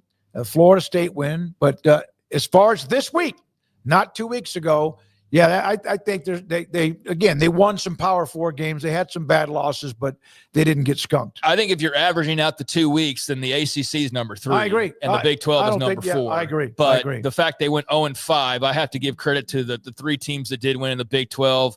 Big 10 by default, again, basically is the number 2 league as far as successful weekends go. You had Illinois over Duke. You had Oregon over Oklahoma State. You had Michigan State over BC there in overtime. Now, do you have the graphic for the Big 10? It's still the Big 12. There we go. No, that's the SEC. There we go. There we go. There's the Big 10, 15-3 overall. But you had, as I mentioned, Duke or Illinois beating Duke, Oregon beating Oak State, Michigan State beating BC. You had Michigan falling to Oklahoma. That's a top 20 game on the road. Iowa losing to Iowa State, another top 20 game on the road. So those games, I don't think you feel too bad about. UCLA, on the other hand, that looks like the team that's going to be dragging down the league a bit this year as they got beat by UNLV. So that was their G5 loss there. But that was the Big 10, and then really no competition as far as who was number 1 for the second week in a row. It was the Southeastern Conference as they flip the slide to the SEC. Thank you. 14-2 overall. I was about to compliment you today, Brandon, but that's teetering right now. Okay. 14-2 overall, 4-1 in Power 5 games. You had Missouri over KU, Vandy winning at Vautech, Oklahoma with the win over Michigan, Mississippi State with the win over number 12 Arizona State. You did have Florida losing to USF. You also had Kentucky and Ole Miss playing each other. We're not going to count that. That was a conference game. So, pretty easy call there. 4-1 and 2 ranked wins with Oklahoma and Mississippi State getting those W's for the Southeastern Conference. I think that was a pretty nice weekend, all things said and done. I mean, really, Kentucky, Ole Miss, like somebody had to lose that game, just like every other conference game. So really, you're just looking at Florida, and you're going, you guys prevented this from being an even better weekend. You're right. It would have been almost flawless. The Mississippi State win was huge, and the Oklahoma win against another Blue Blood logo was huge. So they had a great week. They did, period. They did. Yeah, so that's where we stood after this weekend. So I think the SEC definitely feels great. They've been number 1 2 weeks in a row. Big 10, number 2 2 weeks in a row. And the ACC and Big 12 just kind of flip-flopping. Although, if we're being quite frank, and I'm no homer. We love the Big 12. We respect the Big 12, but I love and respect the other conferences as well. And I don't want it always to boil down to tribalism, even though tribalism is more prevalent than ever. And sometimes there needs to be tribalism, like when you're fighting for playoff spots at the end of the year and you're debating who had the tougher run in the ACC or the Big 12. That's kind of why I'm doing this exercise. But if you were to average out, I think the Big 12 is at 4th. If you're putting the 2 weeks together, yeah. The ACC has the Florida State win, the Miami win. Yep. Not to mention, maybe there's 1 or 2 I'm overlooking. They have a couple of bad losses. They got like a North bunch Carolina of losses. Getting smoked by TCU in that opening weekend. But for the most part, there's nobody in the Big 12. With all due respect to those who have been good and who are good, there is no win like the one Florida State had, and there's no win like the one that Miami had. No, there's not. And do you have that Ross Dellinger tweet that I attached as well? Here is for the purely just the P4 games. Is this a reading test when I go to the eye doctor?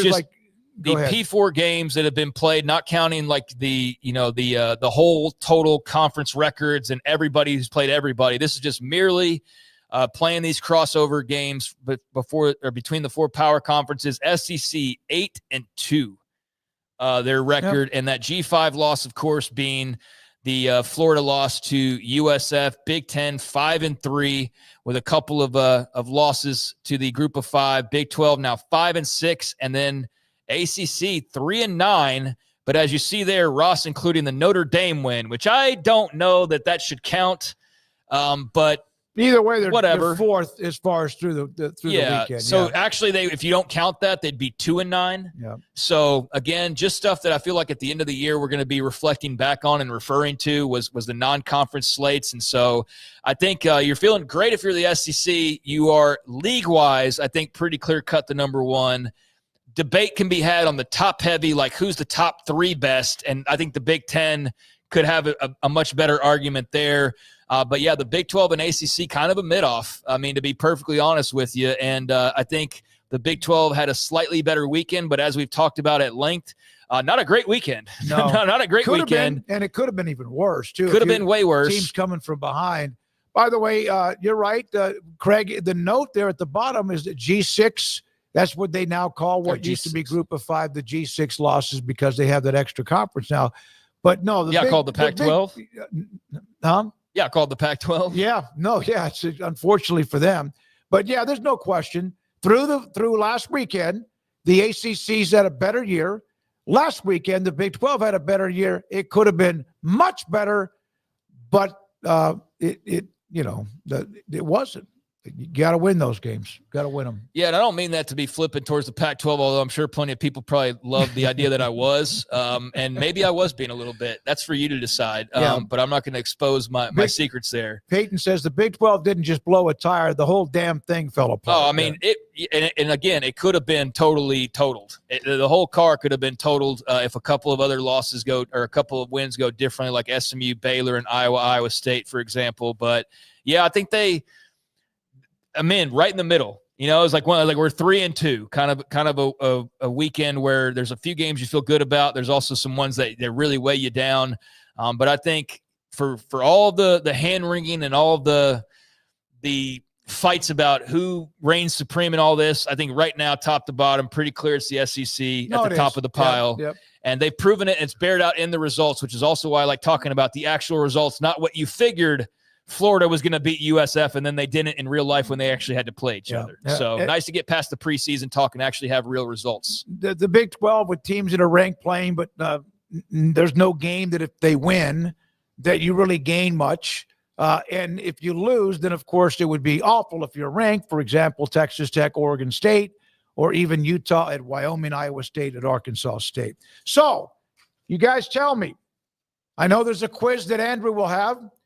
Which and who is the only team in the country with 2 wins against Autonomy 4 schools?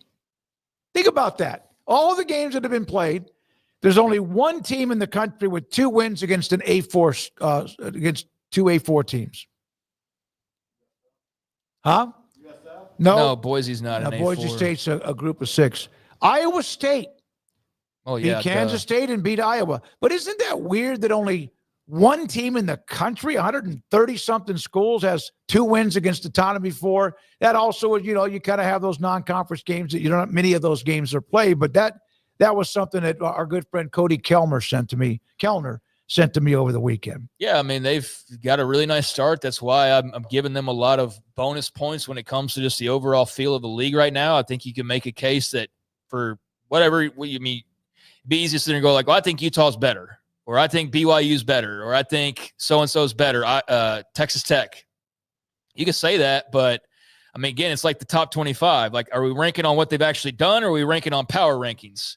Because I think there is a little bit of a difference. There is. And if we're going to do power rankings, then there's definitely a debate. But if you're putting it all together, Iowa State has beaten their 2 biggest rivals in the first 3 weeks of the season. Yes. They could stop now, and life would be great. Yep. So I give them a lot of credit for that. I don't know that they're going to hold up the rest of the way and beat everybody in front of them. I don't know that they're the best team in the league, but based on the results we've seen, they clearly have the best resume of anybody.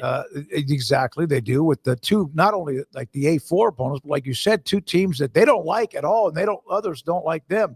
The ACC, here's a nugget for them. The only conference with 2 non-conference wins versus opponents ranked in the AP top 10 at the time of the game. South Florida, the only team, they're G5, in the country with 2 wins versus opponents ranked in the AP top 25 at the time of the game. So there's a couple of nuggets along with some conference news. Yeah, I mean, the ACC one's obvious because that was the opening weekend. That's the 2 games everybody keeps referring to, which were huge wins with Miami and Florida State. I think that's the league right now that looks very much, especially after seeing like Illinois slap Duke around ultimately on the scoreboard. I think that's a league where you look at I think all leagues are like this. You look at the tippity top of it, and it ranges from how many handful of teams to maybe 1 or 2 or maybe 3 teams you have that are playoff elite type of teams. Some leagues like the Big 12. I don't know if they've got anybody that's like capable of going the distance. I would say no as of right now. But we got a long way to go. It's just kind of fun to see the results, adding some actual facts to the conversation as opposed to just projecting in March of, well, of course Florida's going to beat South Florida. And of course no, we actually got to go out there and play. We all thought K-State were going to be world beaters, right? And look at them right now. I mean, you got people clamoring for a coaching change. I didn't even bring this up earlier. There's people that feel like Dylan Edwards is milking his injury just a redshirt. Which would you put it past anybody in this day and age? I wouldn't. I'm not saying that's true, but I'm telling you that's the mood in Manhattan, Kansas right now, is that not only are they like this Kleiman guy, but they're wondering if guys aren't already basically quitting on the season. Well, that's where their mood is. That comes from that muff punt or whatever it was, and then he went out and didn't play, and you're right, and now he's 50-50. I mean, it's and the rumors and speculation, it's already hard enough, and then you have that on top of it with possibility with Dylan Edwards. Here's another note. I love this segment. The Missouri is the only team in the country with a win against an A4 opponent, ... that currently has a winning record with KU at 2-1. So all of the wins, the only one in the nation with a win against an A4 opponent that currently has a winning record, because a lot of teams are 1-1 or 0-2 or whatever. Yeah, so it's just another week or two, then you start to have records that go 3-1, 4-1, or 5-0, whatever. So thank you to Cody Kelman. Yeah, I mean, always interesting to see, little tidbits and nuggets. I do think something like that's a bit more meaty when you get to a handful of games, because like technically, who's the only 3-0 team? Well, it's Iowa State, because they're the only team that's played 3 games. That's right. Kind of what that feels like in a way. But nevertheless, not knocking it. That's a cool little trivia tidbit. And I'm looking forward to this weekend. It doesn't feel like it's being ramped up as much as maybe the first couple of weeks, but as we talked about with a couple of guests earlier, I mean, there's still some pretty damn good games. And of course, the games we're not expecting to be good might end up being the best ones, but I like that we're starting to dip into conference play now and start to see some separation. And looking forward to Georgia, Tennessee, for example, ought to be just, I mean, I don't know how competitive it will be. I think it will be, but I can't say for sure. I mean, maybe Joey Aguilar just completely gets flummoxed by the Georgia defense. I don't know, but I like that we're getting to see it and that it's coming up soon. And I love college football. So the fact that we're in season right now and actually talking about results is just, it feels like walking on clouds. It'd be fun to watch. I love it. Saturdays watching the Alphas play each other or team. If USF does win in Miami, which they're not favored to do, they're heavy underdogs. If they're not in the top 10 the following week, then it doesn't make sense. I know that sometimes it depends on what else others do around you or in front of you, but if they beat Miami after winning against golly, I just went blank, Florida, if they're not inside the top 10 with what would be 3 wins against teams that were ranked at the time, then, again, we'll see. They lose, they might drop all the way to 24, 25 or out of the polls. Anything else? Love the segment. Craig will have his Big 12 Mojo rankings tomorrow here on 365 Sports. John McClain is next. Back in a moment.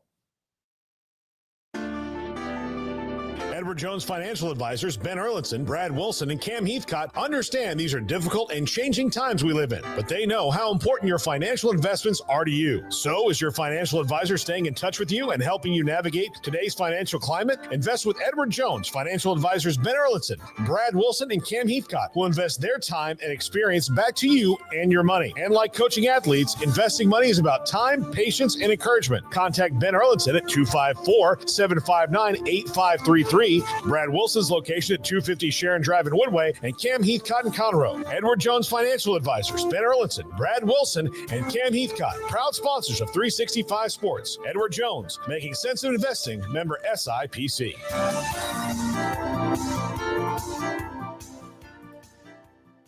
Pizza, burgers, and Bears football. There's no place around Waco that serves them all other than Bubba's 33. Come show your green and gold and enjoy some of Waco's best food and beverages while watching your favorite team, the Bears. When real Bears fans get hungry, Bubba's 33 is the #1 spot for ice-cold drinks, hand-stretched, stone-baked pizzas, and bacon-infused burgers. Join us for indoor or patio dining. Bubba's 33, Waco's restaurant and proud supporter of Baylor Bears football. Sick 'em, Bears. Big savings are waiting at Allen Samuels in Waco. Drive off in a 2025 Jeep Wrangler Sport for just $29,990, or grab a new Jeep Compass Latitude for only $26,700. The road and trails are calling. And wrap up your summer in style with the Make This the Summer event at Allen Samuels Dodge Chrysler Jeep Ram. Come by. Let's be friends. 1, 2. I'm in love with a man named Rudy. I'm okay with that. He knows exactly what I want. He keeps me coming back. He cooks breakfast, lunch, and dinner for me. Does the dishes too. I'm in love with a man named Rudy. Last name Barbecue. It sure is easy to fall in love with Rudy's tasty oak smoked barbecue. Next in line. This is 365 Sports. The 5 o'clock hour is sponsored by Edward Jones Investments with financial advisor Ben Erlinson, who'll navigate you through today's financial climate. Edward Jones, making sense of investing. Now here's David Smoak, Paul Catalina, and Craig Smoak. Paul is out until tomorrow, back from a trip to Nashville. Craig Smoak, David Smoak, we appreciate your time on 365 Sports every Tuesday, most every Tuesday at 5:30, Hall of Fame columnist John McClain. John, I got to tell you this. I thought about this when I was watching the Texans and Rams, 14-9. I hurt myself. Personally, I physically felt like I was sore after watching that game. It wasn't pretty, but my goodness, they beat the hell out of each other. They did, because both teams have real good defenses, especially defensive lines. And Texans had summer problems last year, struggled with the offensive line. They had 5 new ones. Then they had an injury. They made 3 position changes. And C.J. Stroud was under pressure 41% of the time, which I think was the 5th most in the league. Only thing encouraging I saw, besides a few passes by him, was running back Nick Chubb, who averaged 4.6 yards on 14 carries. Nico Collins, they had to put him on the side of a milk carton to try to find him, because the Rams did a great job to shut him down, which the Texans could not do to Puka Nacua. Texans worked to shut down the Rams running game. They did. Anytime a defense gives up 2 touchdowns in the NFL, they ought to have a chance to win the game. Texans' offensive line still had a lot of issues. They had too many penalties. Collins only had 3 catches for average about 8 yards. But all that said, Texans had the ball. They completed the pass to backup running back Dari Gumbawale. Got to the 18. This was about a minute left. Boom, he fumbles. Ball got knocked out on a great play by one of the Rams linebackers. Game over. And now the Texans host Tampa Bay on Monday night. Tampa Bay coming off a victory at Atlanta. Baker Mayfield threw 3 touchdown passes, and that line went from 2.5 to 1. It wouldn't surprise me by the time it gets here, the Buccaneers are not favored in that game. John, got the news on Jalen Carter. He has already served his punishment, basically. He's going to have to dole out a little bit of money, but they counted him as having basically been suspended for that last game. Is that what you expected to happen? And is that, I guess, now the precedent has been set if something like that were to happen again? But really, he only was in there a little bit in the first game. So it's like, he's kicked out of that game. Then he's kicked out of this one. That cost him a week's check of $57,000. I don't think Jalen Carter will be spitting on anybody anymore. Then that trickled down to Florida and cost them a game. I saw him issue an apology to everybody but God today. And I don't know if that's a thing. They say things come in threes, but that's sure an ugly, ugly thing. And I'll tell you, I was in Dallas. We didn't go to the game, but we were having a Baylor watch party at the home of one of my closest friends, Tony Peterson. Grew up in Belmead, got me hired at the Trib and at the Chronicle in Houston, and put me on the Oilers. And Tony worked as an editor of the Chronicle forever, and he just retired as head of communications at SMU. So he had about 12 or 13 Baylor fans up there, and we were sweating in what was absolutely fabulous weather, like everybody else was. And now Sawyer Robertson's the toast of the country, as he should be. I saw On 3, which I have a lot of respect for. List top 10 quarterbacks didn't include him. And I thought, man, you guys are knuckleheads or you're not paying attention, because the guy's been fabulous. And if you go back to that LSU loss to the Texas Bowl, did he hit 400 in that game, or was the high three? No, yeah, he did. He's had 3 straight 400-yard games, including that game in Houston. And he has been fabulous. He ran a little more against the Mustangs. And I still, as someone who grew up at Waco Southwest Conference, I still have a hard time when Baylor is an underdog and upsets the Mustangs. But the fact is, SMU was ranked and Baylor wasn't. I thought it was interesting the way SMU puts Dallas on its uniform and 214 on its helmet. It's like it wants everybody to know what city it's in instead of having Mustangs or SMU. And that was, to me, one of the greatest games, one of the best comebacks I've seen from Baylor. And it's not many teams get their first lead in overtime, but you can imagine how everybody celebrated, and it was a fun time. And then now I know they play Sanford, but can't wait for that the Arizona State game. I watched Arizona State lose. Yep. And an incredible comeback with Mississippi State by Blake Shapen. So it was a good day for current or former Baylor quarterbacks. Had you been up to SMU before? We didn't go to the game. We watched it we had a watch party. Gotcha. So no, I wasn't one of the 32,000 or whatever they have there. But yeah, I got up at Saturday morning. It's 65 degrees up there, and I thought we're not going to have that in Houston until November. It turned out to be a perfect day for football. And the reason we all didn't go, we thought it was going to be too hot, and we should have gone. But yeah, we were celebrating like crazy, just like everybody else is. And congratulations, David Landon, and everybody associated with the Baylor program.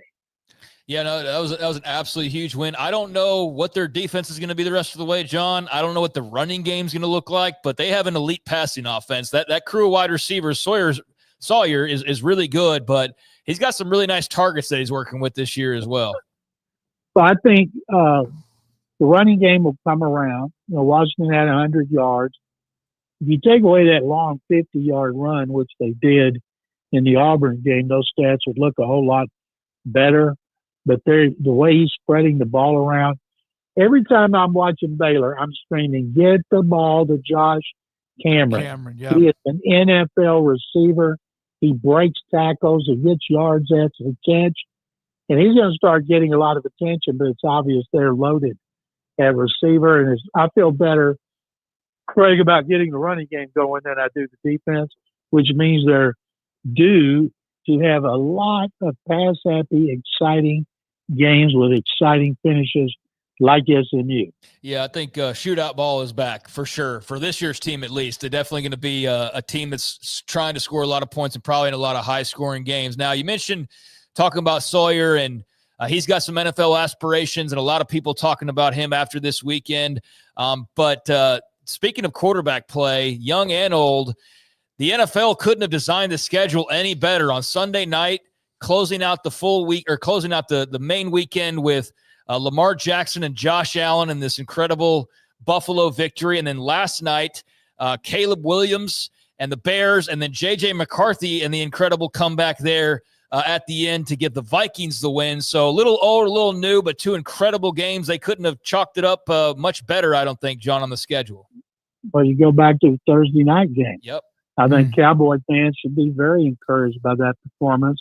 And I'm surprised that a lot of people nationally are surprised that Dak Prescott had a good game. Dak played great.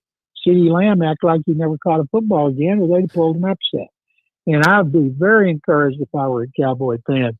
So all those games starting Thursday night, there were so many nail biters, but we may have seen the game of the year in the first game of the year, and I can't imagine any be any more exciting.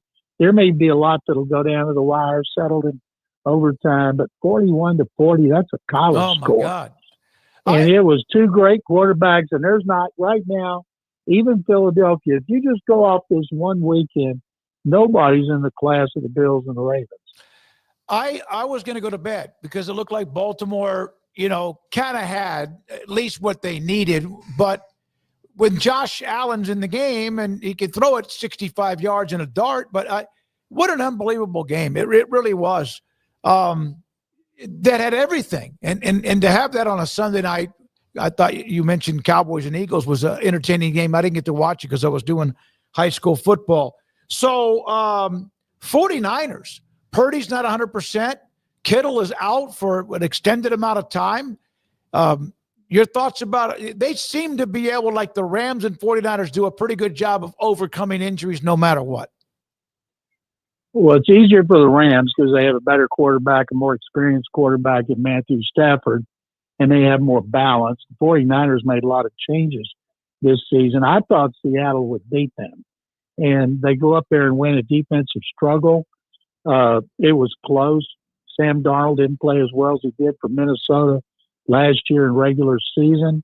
The quarterback they let go, Geno Smith, with Chip Kelly, had 9 completions of more than 20 yards for the Raiders when they went to New England and beat a team everybody thought was going to be the most improved in the league. And the 49ers, that's a bad way to start, get your quarterback hurt right off the bat. Kittle's he's got to be gone for, he'll probably be out 4 to 6 weeks.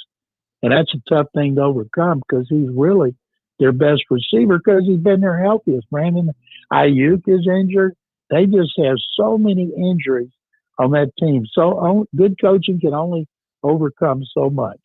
What has happened to, Craig, what has happened to the bloom off the rose of Mike McDaniel? Isn't it interesting? They went to the playoffs in his first 2 years, 22-23, and they were a creative, innovative offense built around the passing game with Tua Tagovailoa.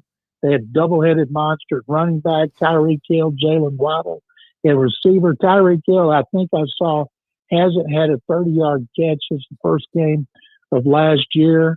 Now his wife's claiming he beat her up 8 different times. She's suing him. I think he had 4 new kids last year, I read.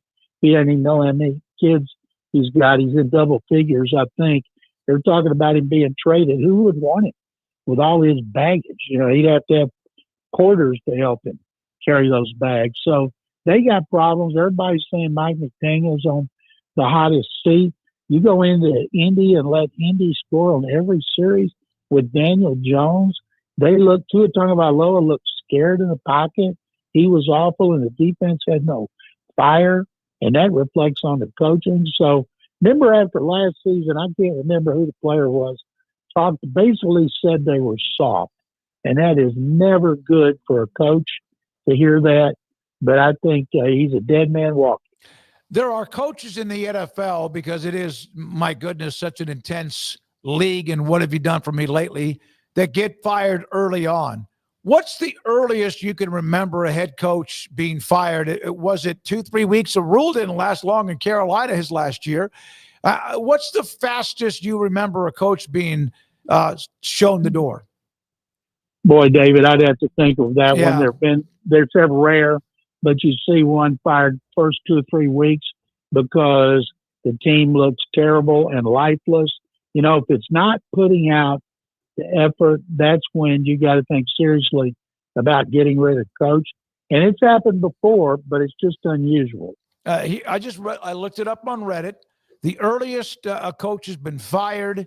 Now they mentioned Lane Kiffin and Dennis Allen as a couple of names, but I don't know if that's the Mike case. Shanahan was fired after an 2004, I think. No, but Al Davis got mad at him and fired him early in the season. I remember Dennis Allen when he got fired. I can't remember about Lane Kiffin, another Raiders casualty, Right. Yeah. who got crossways with Al Davis. Here's one, and I know you got to go. In 1978, George Allen came back to the Rams after he was with the Rams in Washington.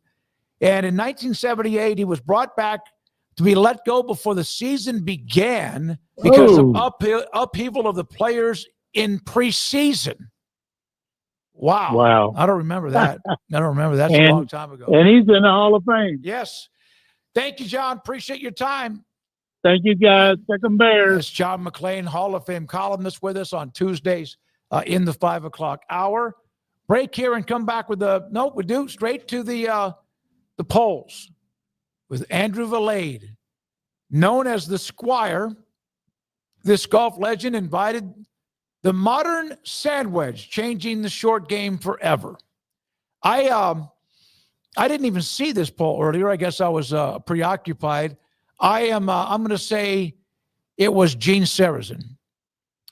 I am not a golf fan nor historian in any way, shape, or form, but I'll go with Sam Snead. Sam Snead, yeah. Brandon. Gene Sarazen. I was right, actually. I had no idea. Okay. All right, next one. Deion Sanders won this prestigious college football award in 1988, given annually to the nation's top standout player at his position. Thorpe Award. Yep, 62%. Yep. Now, what else do we have? Couple of polls, is that right? Here we go with the poll results. Should conferences hold officiating crews accountable? This is after the Big 12 set out that memo today, removing them from future assignments. I don't know how this could not be 100%, but it's pretty close at 78%. Yeah, I think accountability matters. I think, that should be 100%. I do think that you kind of give people some leeway, though, when you open the door to only for big mistakes, because I can see where you're coming from there. And I think both things can be true. It should be the level of the mistake that you're making. So if you had a missed holding call and it's just a natural thing that you missed out on, no, you don't deserve to be suspended. But if you clearly did something that was not along the lines of the rules you're supposed to be following, even if it's just simple as a free kick, well, that could have played into the advantage that a team has in a game. So, you need to be held accountable for that. And I think taking somebody off an assignment for 1 week is nothing but just what you would do if you had a worker that didn't do their job properly. Say, oh, well, just keep doing it, I guess. Just we'll never fix it. No, you got to teach them somehow. So maybe you dock them some pay, or you give them less or this or whatever. Anyways, accountability should matter, and I think the Big 12 is providing some accountability for their officials, and not doing so in some crazy extreme manner, but just okay, this is the only way really we can punish you. So we're going to punish you. At the bottom, only for repeated errors. That to me means you're done. If you have catastrophic, then you're Angel Rodriguez. If you have one and you're suspended, maybe even reprimanded, then suspended, but after that, then you need to be. You don't need to do any more games. Well, that's the part I have a problem with, and I know officials, like anything else, that they kind of stick together. And I know it's not an easy job, and it's a very time-consuming job. There's clearly benefits to it. You're right there for the biggest games or some of the fun games around the country, depending on what crew you're with and your experience and all of that. And you do get paid for it and everything else. But there's got to be some accountability, or else you got an Angel Rodriguez situation, which I know it's not like union talk here, but you got a guy who just doesn't give a damn that he sucks at his job, and he's allowed to get away with it was allowed to get away with it for a very long time. Not the same situation exactly with college officials, but we should never be in a place where, it's only the fifth mistake you made. Make one more, though, and that's what we're going to get on your ass about. I don't know that I agree with that. So I'd go accountability matters, pretty clear cut. You can dive in and debate the details on 1 time, 2 times, this game, that game, but ultimately accountability matters. Well, at least it was public. And I think there's a lot of times that even officials are protected. I don't think it was always the case. You kind of may have reprimanded them and just nobody knew about it. Well, the problem is that I would love for a Big 12 official or an SEC official or ACC official or whoever to have to sit there and answer questions after they had some phantom face mask call that won a team a game or something like that. I think the problem is that sports fans are crazed, and there's a very real concern, especially with gambling being as involved as it is now, that you have some psycho that would go and hunt a guy down because he made a bad call that cost them money. No, and so, you remember John Higgins?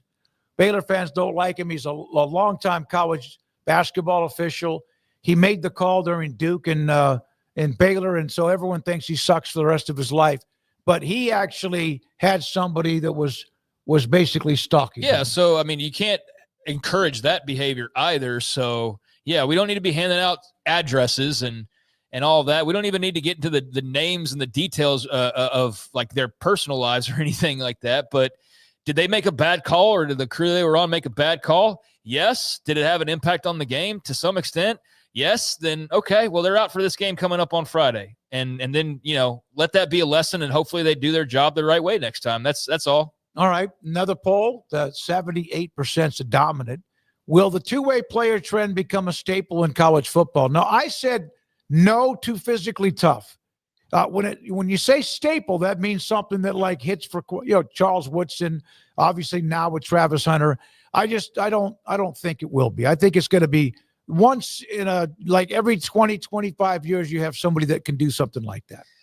I think it's mostly going to be elite guys, because I think you have to be somewhat of an elite athlete to play both ways and be successful enough in college for them to put you out there on both sides of the ball. Like, some guys were really good offensively in high school. That doesn't mean you're good enough to play offense in college, right? But you might be able to play defense. So I think you definitely have to be an elite talent to be able to successfully make an impact on both sides of the ball.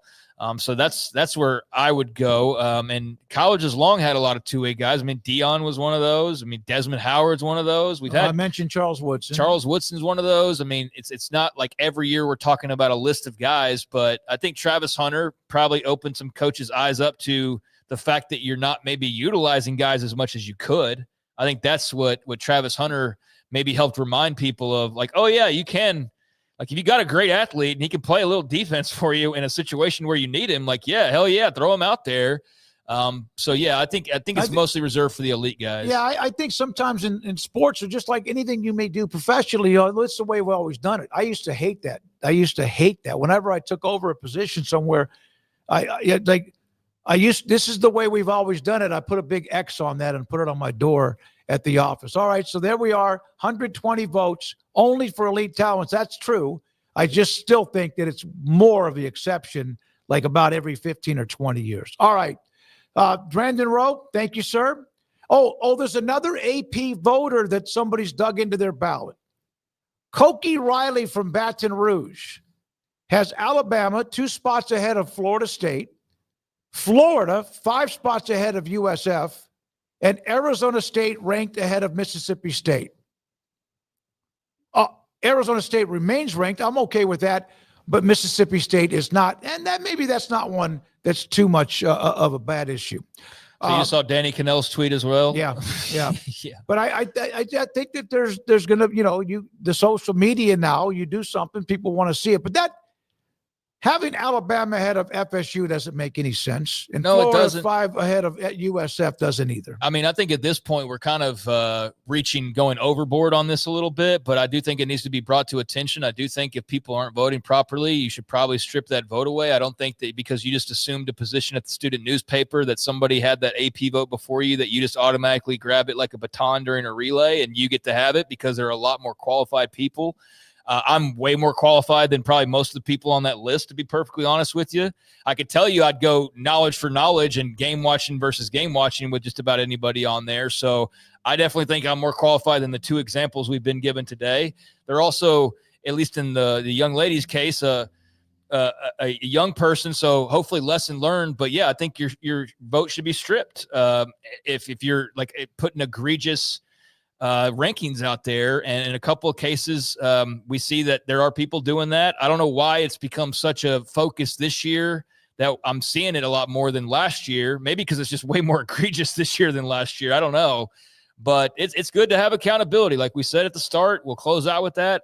It's good to have accountability. Now, we don't need like this 50-something-year-old man like getting people to attack, a 24-year-old newspaper guy.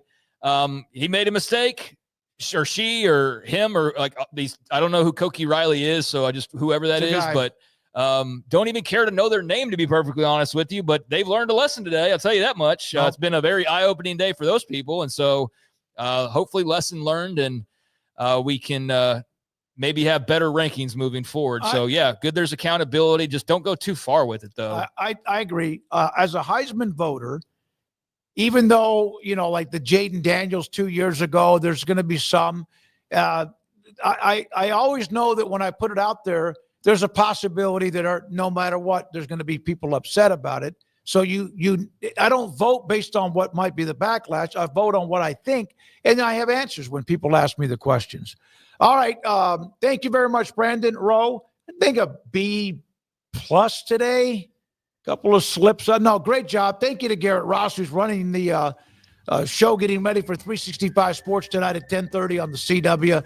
And Andrew, I haven't called him jiu-jitsu in a while, Valade, with the polls and also the quizzes that have been now a part of what we do every day. Paul is back tomorrow for Craig Smoak, our great sponsors for you. If you watch us live on YouTube or Twitter, we appreciate that. Good night on 365 Sports.